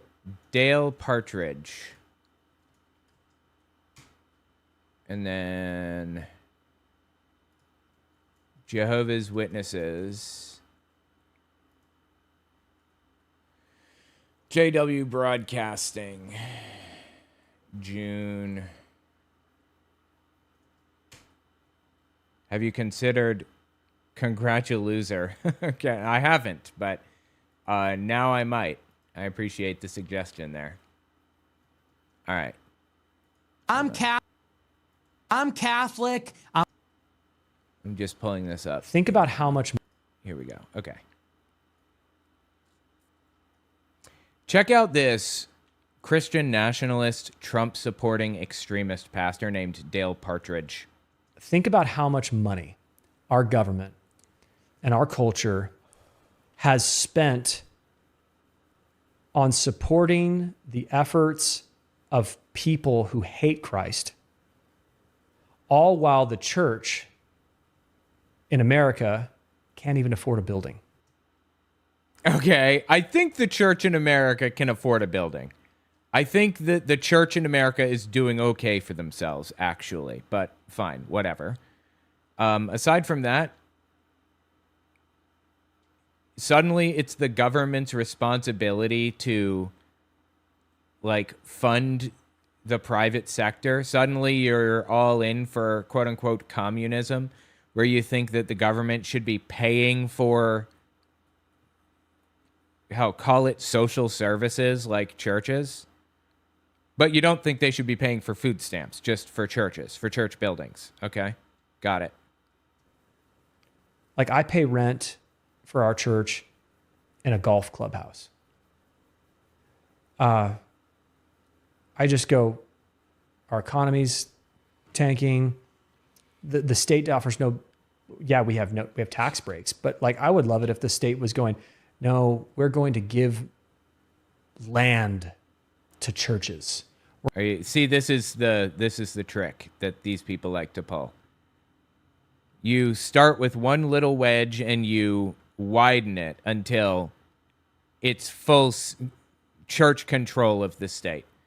Yeah, right now they're receiving subsidies in the form of not paying taxes. Now let's move to giving them land. Now, which churches are you talking about? Which ones should receive land from the state? Muslim churches, like mosques? Should they? What about synagogues? What about the Church of Satan? Should the Church of Satan receive land from the government? Or tax breaks or whatever? No? It's only your specific church that should receive that stuff? This is Christian nationalism, plain and simple, masquerading as being just like everybody else. Just, we're struggling like everyone else. We're out here fighting. Disgusting. This guy gets way, way worse, by the way. We're going to give them a building fund. And I still think you can have a separation of church and state because you're not having powers. It's like we're supporting Christianity in this nation. Well, I mean, that's not really a hard ask anymore with all of the taxpayer funds that are going to all these immigrants. Somali daycare fraud and all the welfare systems. Yep. And so I just go... Yeah, but Somali daycare fraud? There was no Somali daycare fraud. That's fake. That was fictitious, fabricated by Nick Shirley. The fraud was... what was it called? Feeding America or something? And it was run by a white woman. Granted, there were a bunch of Somali people under that white woman who ran this fraudulent charity or whatever. But they were taking money from the government and they were pocketing it. And that was shut down before Trump got into office. That was shut down under Biden. Like literally years ago. So this Somali daycare fraud thing, this is complete nonsense. This did not happen. It just didn't. But either way, that would have been illegal. Fraud is wrong. You're saying Somalis are taking it, so the government should give it to me. Truly, our people, our leaders hate us. And dispensationalism is showing that they will literally give money to the people who hate God. They didn't give money to the Somalis. Or whatever in that fraud scheme. Rather than the people who follow God. And I just think about if all of those funds were redistributed to the church in America, what our nation would be. I mean, the church in America is already filthy rich, disgustingly rich, grossly rich. It is one of the largest institutions in the country. The church is. I don't want to hear it. The church is doing fine in America. If you can't break into the church, like as a, an institution, if you just aren't making enough money, maybe this isn't your calling. Maybe this isn't for you. And also, as people are pointing out, I don't hate God. None of these people hate God. I don't care about this stuff is the problem. It'd be an incredible place. All right, that was the end. Anyway, listen to some of the other insane stuff this dude has said. To the rule. The rule is, yes, if you have children, especially young children, your job is to keep the home. Your also your duty as a wife is to be helping your husband. And so all of your help, all of your being in existence should be within the shadow of your husband. All of your existence should be in the shadow of your husband. Yeah, that sounds fantastic. Sounds like the kind of world that everybody would want to live in. Not just the men, but the women too, right? Totally. Check this one out from this dude. America's, well, at least one of America's biggest threats is white liberal women, because they are the ones literally opening up the doors of immigration, passing laws that degenerate society. White liberal women are opening the doors to immigration? In what way? Releasing criminals to be repeat offenders, aborting babies by the hundreds of thousands and millions. It's why I really believe that we must, as a nation. Yeah, I don't believe abortion is bad. And the Bible doesn't believe it's bad either. Numbers 5:11-23 says abortion is good. You should get it. If, for example, your wife cheats on you, you should bring her to the priest. He'll whip up this concoction called bitter water and give it to her. And the pregnancy will be aborted. Of thousands and millions. It's why I really believe that we must, as a nation, repeal the 19th Amendment. Okay, which is the women's right to vote. Majority of women are not capable of responsible voting. We can see that just even in this video. Right? These are all people that vote. I mean, the majority of men aren't responsible voters, obviously. We have Donald Trump in office right now. But the more people voting in a democracy, the better the outcome, actually. That's just how it works. The averages, or the extremes, are evened out by the averages. So bring in as many people as you possibly can to vote, everybody. The more people you have voting, the better things turn out. That's like a rule that spans countries and time frames and everything. That's just how democracy has always worked. Let me turn this up a bit. And turn this down.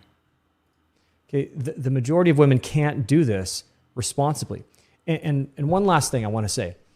What men are raising these people, right? Whoever you are, whatever father you are, whatever husband you are an utter failure, okay?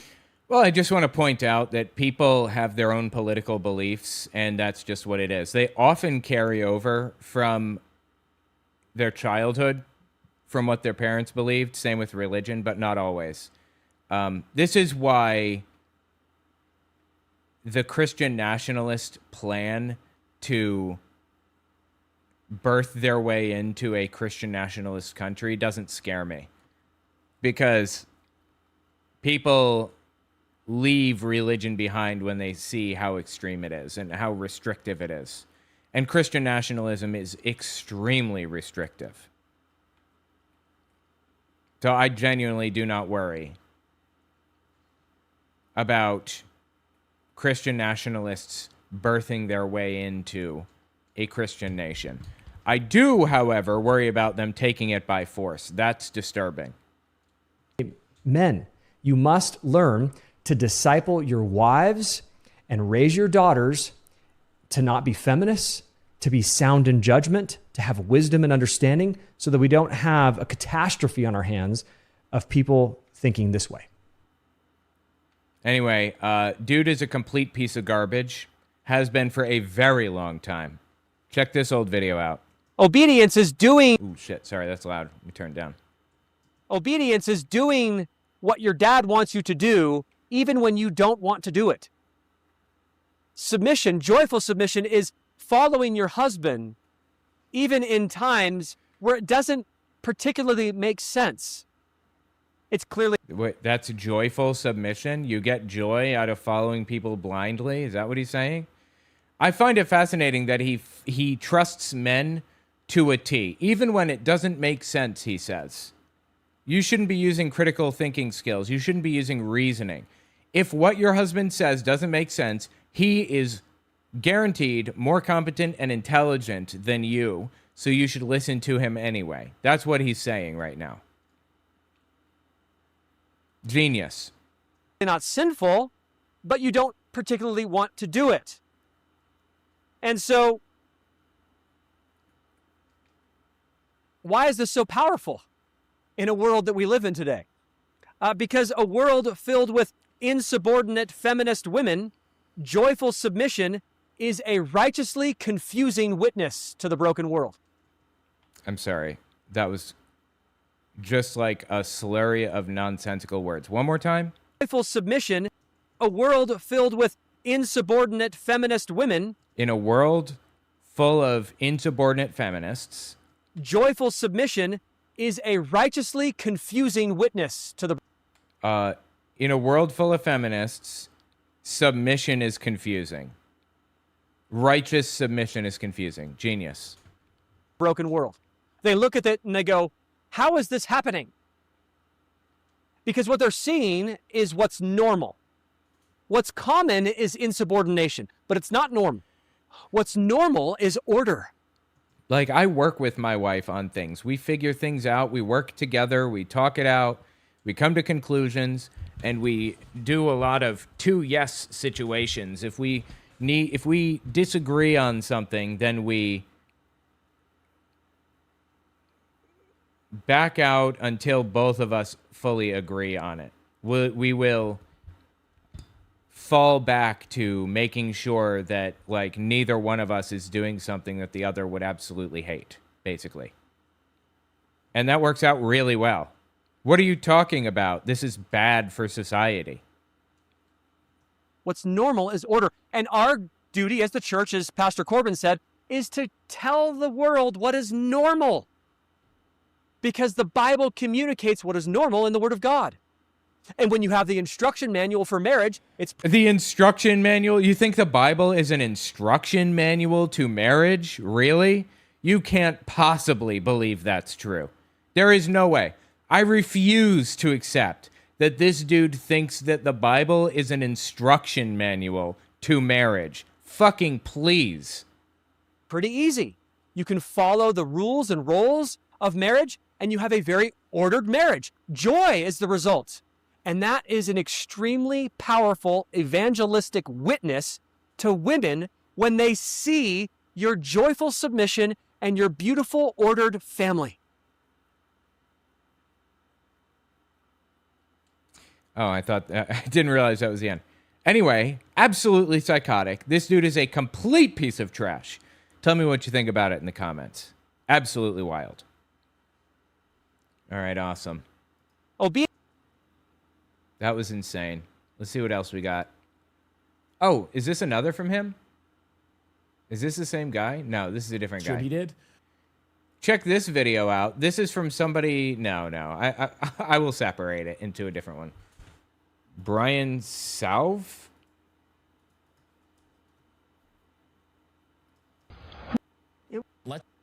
I do have some stuff from him. Sauve. The actual... Let's say that... Yeah, let's cover Sauve next. Why not? Pull this. 1 second here. Process all. See if I can grab this video. Hold on 1 second here. Hang on.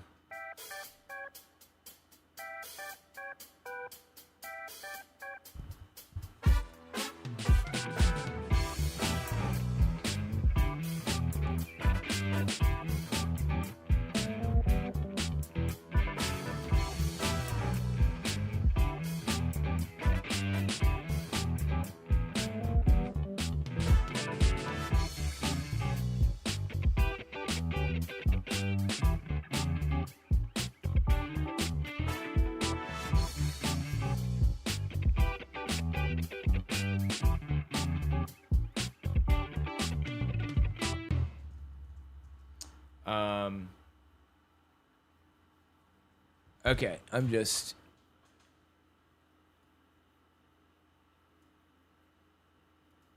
Here's What's the this stuff about? that we did have issue with.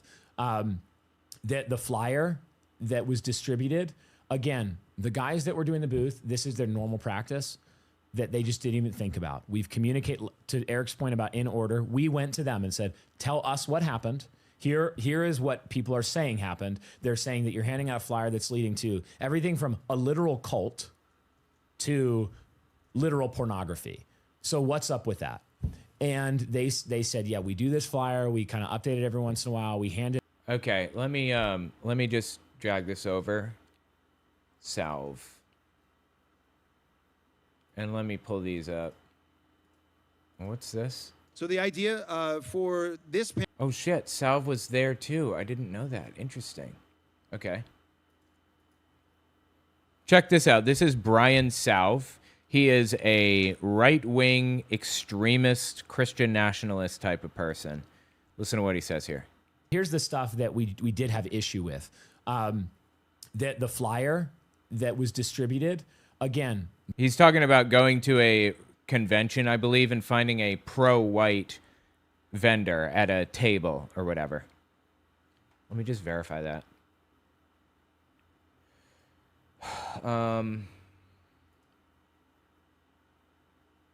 Yeah, this is the New Christendom Press hosting its annual conference in Ogden, Utah, called The War for Normal, featuring Christian nationalist speakers like Stephen Wolfe and Andrew Isker. The conference generated controversy when it was reported that a vendor was being allowed to sell Nazi and pro-white books, quote unquote, at the event. New Christendom Press founders Brian Salve, who we're listening to, and Eric Kahn addressed the controversy on their The King's Hall podcast. So that's what this is. Now think about how they frame what they're about to say here, right?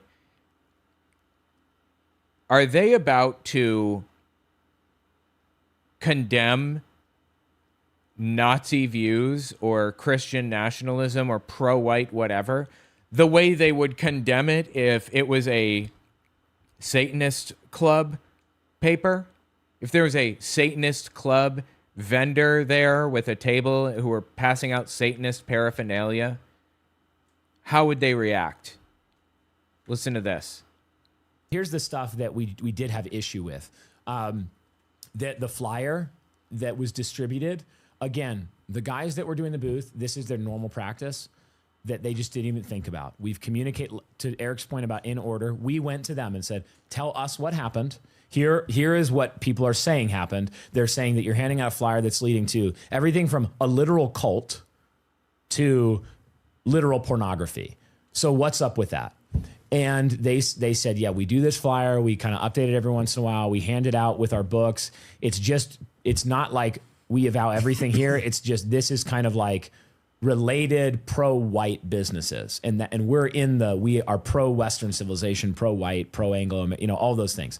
Right. So you're saying you're categorizing yourself in the same category as neo-Nazis. You're saying that they fit into your category. You're like them in some ways, right? Like if a Satanist club showed up as a vendor, they wouldn't fall into the same category as the neo-Nazi, but you do. Okay, go on. And some of the links on it, they're like, yeah, that was, to them, they're a secular publishing house. They're like, this is a pro-white tarot card thing. And our response is, if you're pro-white, you should probably not talk to demons and tell the white people to talk to demons, because they've been doing enough of that for the last, century. They have? Okay. There wasn't, people overblew this. There wasn't like a link to literal pornography. There was a link to a men's magazine that, like, I think you said it was maybe men's manosphere adjacent or something. Yeah, I didn't look at it. We certainly wouldn't like it. Don't like the Twitter account that's associated with it. Don't like that link. But just so you know, that neo-Nazi is my understanding. Not just mildly pro-white. Actual neo-Nazi. That act of handing that out broke the terms of our actual being a booth at our event rules, because you're not allowed to cross-promote another business that we didn't actually have on our list for obvious reasons. So we talked to them about that. They apologized. We said you shouldn't have done that. They said, we're sorry, you're right. If someone had told us, all happened too late. The stuff, by the time we knew about all this, like the sponsors are getting packed up. They're like so apologetic and easy to work with when it comes to neo-Nazis. Yeah, it was a little bit of a struggle, but we worked it out. We talked about it and it's fine. So they like maybe not do that. And it was the tarot cards that were the issue, not the neo-Nazi shit, right? We would have immediately pulled it, whatever. I still disagree with them about the utility of that. I think that it is actively insidious, and that the material on that flyer, I think, was actively harmful to the cause of, if you like white people, then you should not encourage them to join paganism and cults that are destroying the world and are just, same jersey as the feminists. Same jersey. That's the problem. Not the neo-Nazi shit. It's the feminism that's the issue here. I see. Got it. Same team, just different mask on when they go. Like, that's Satan with a different jersey on. Anyway, this is not the only vile, disgusting shit that this dude has spread around. Check this clip out. Let's say that somebody was coming into our church and they're black, and would they be eligible for membership in our church? Yes, they of course they would. They'd be eligible for membership. Well, the fact that you're addressing this question in the first place, the fact that you're addressing this question in the first place tells me that it's not an of course they would. It's a little deeper than of course they would. But okay, fine. In our church, but would they be permitted to participate in, embody, and practice what I would call black culture generally in our church? The answer is absolutely not. Why? Because the characteristics that mark black culture as a generalization, in the same way Paul's talking about Cretans on Crete, they are evil, murderous, violent, bestial people. Black people and black culture is murderous, violent, and evil. Okay? Not beating the racism accusations. They steal, they kill, they destroy, they look like Satan in how... Jesus fucking Christ, dude. Absolutely insane. How fucking disgusting is this shit? What is wrong with people who would say or think such a thing? You know the difference between black people and white people? Nothing. There is no difference. We are the same. Literally, the only difference is skin color. There isn't a difference in IQ. There isn't a difference in in intelligence or behavior or any of that stuff. Completely fabricated garbage. Genuinely horrifying that these people view the world this way. Literally called them bestial. Like, they're beasts. What the fuck?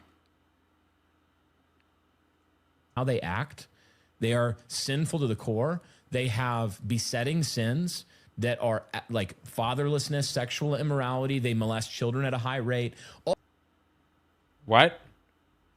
All of any criminal statistic that you could look at, almost pretty much without exception.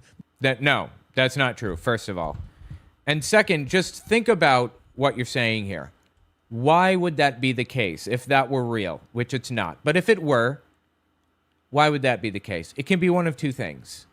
Okay, it's either a social issue, in which case it can be solved, right? If it's a societal problem, there are factors that go into that. Poverty is the leading indicator of crime. So if somebody is impoverished, they are multiple times more likely to commit crime because they need food, because they've fallen into addiction, because their life is so depressing and hard to deal with, for a billion different reasons. How do you solve that? You rise them out of poverty. You create a jobs program. You send career counselors in to help them find good jobs. You build factories in the area to employ people. You give them college educations for free. You pump money into their communities.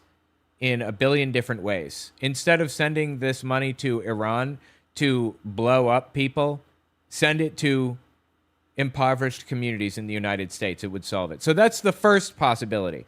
That's the first reason why crime statistics could be higher in any given community, is social issues, right? The second possibility is just genetic inferiority. And if you believe that, then you're a Nazi. That's what the Nazis believed. Own it. It's also false, factually incorrect, that it's a genetic issue, that it's a, just like a racial problem. It's not. Okay? It's simply not. These communities are impoverished, and that is the highest indicator of crime. It's as simple as that. Anyway, these people are absolute disgusting scumbags, genuinely. They excel at them. Black culture. They excel at them. They don't just commit crimes, they excel at crimes. Black culture. What is fucking wrong with these people? Check this clip out from him. Let's say that somebody was coming into our church and they're black, and would they be eligible for membership? Oh, I already hit that one. Anyway, tell me what you think about it in the comments. This dude is just evil. Straight up disgusting and evil. Genuinely. All right, that should do. Okay, I got to get out of here. Appreciate you guys hanging out with me. It's been fun. I will see you guys on the flippity flip, all right? Tomorrow. It may be closer to 11. It just depends.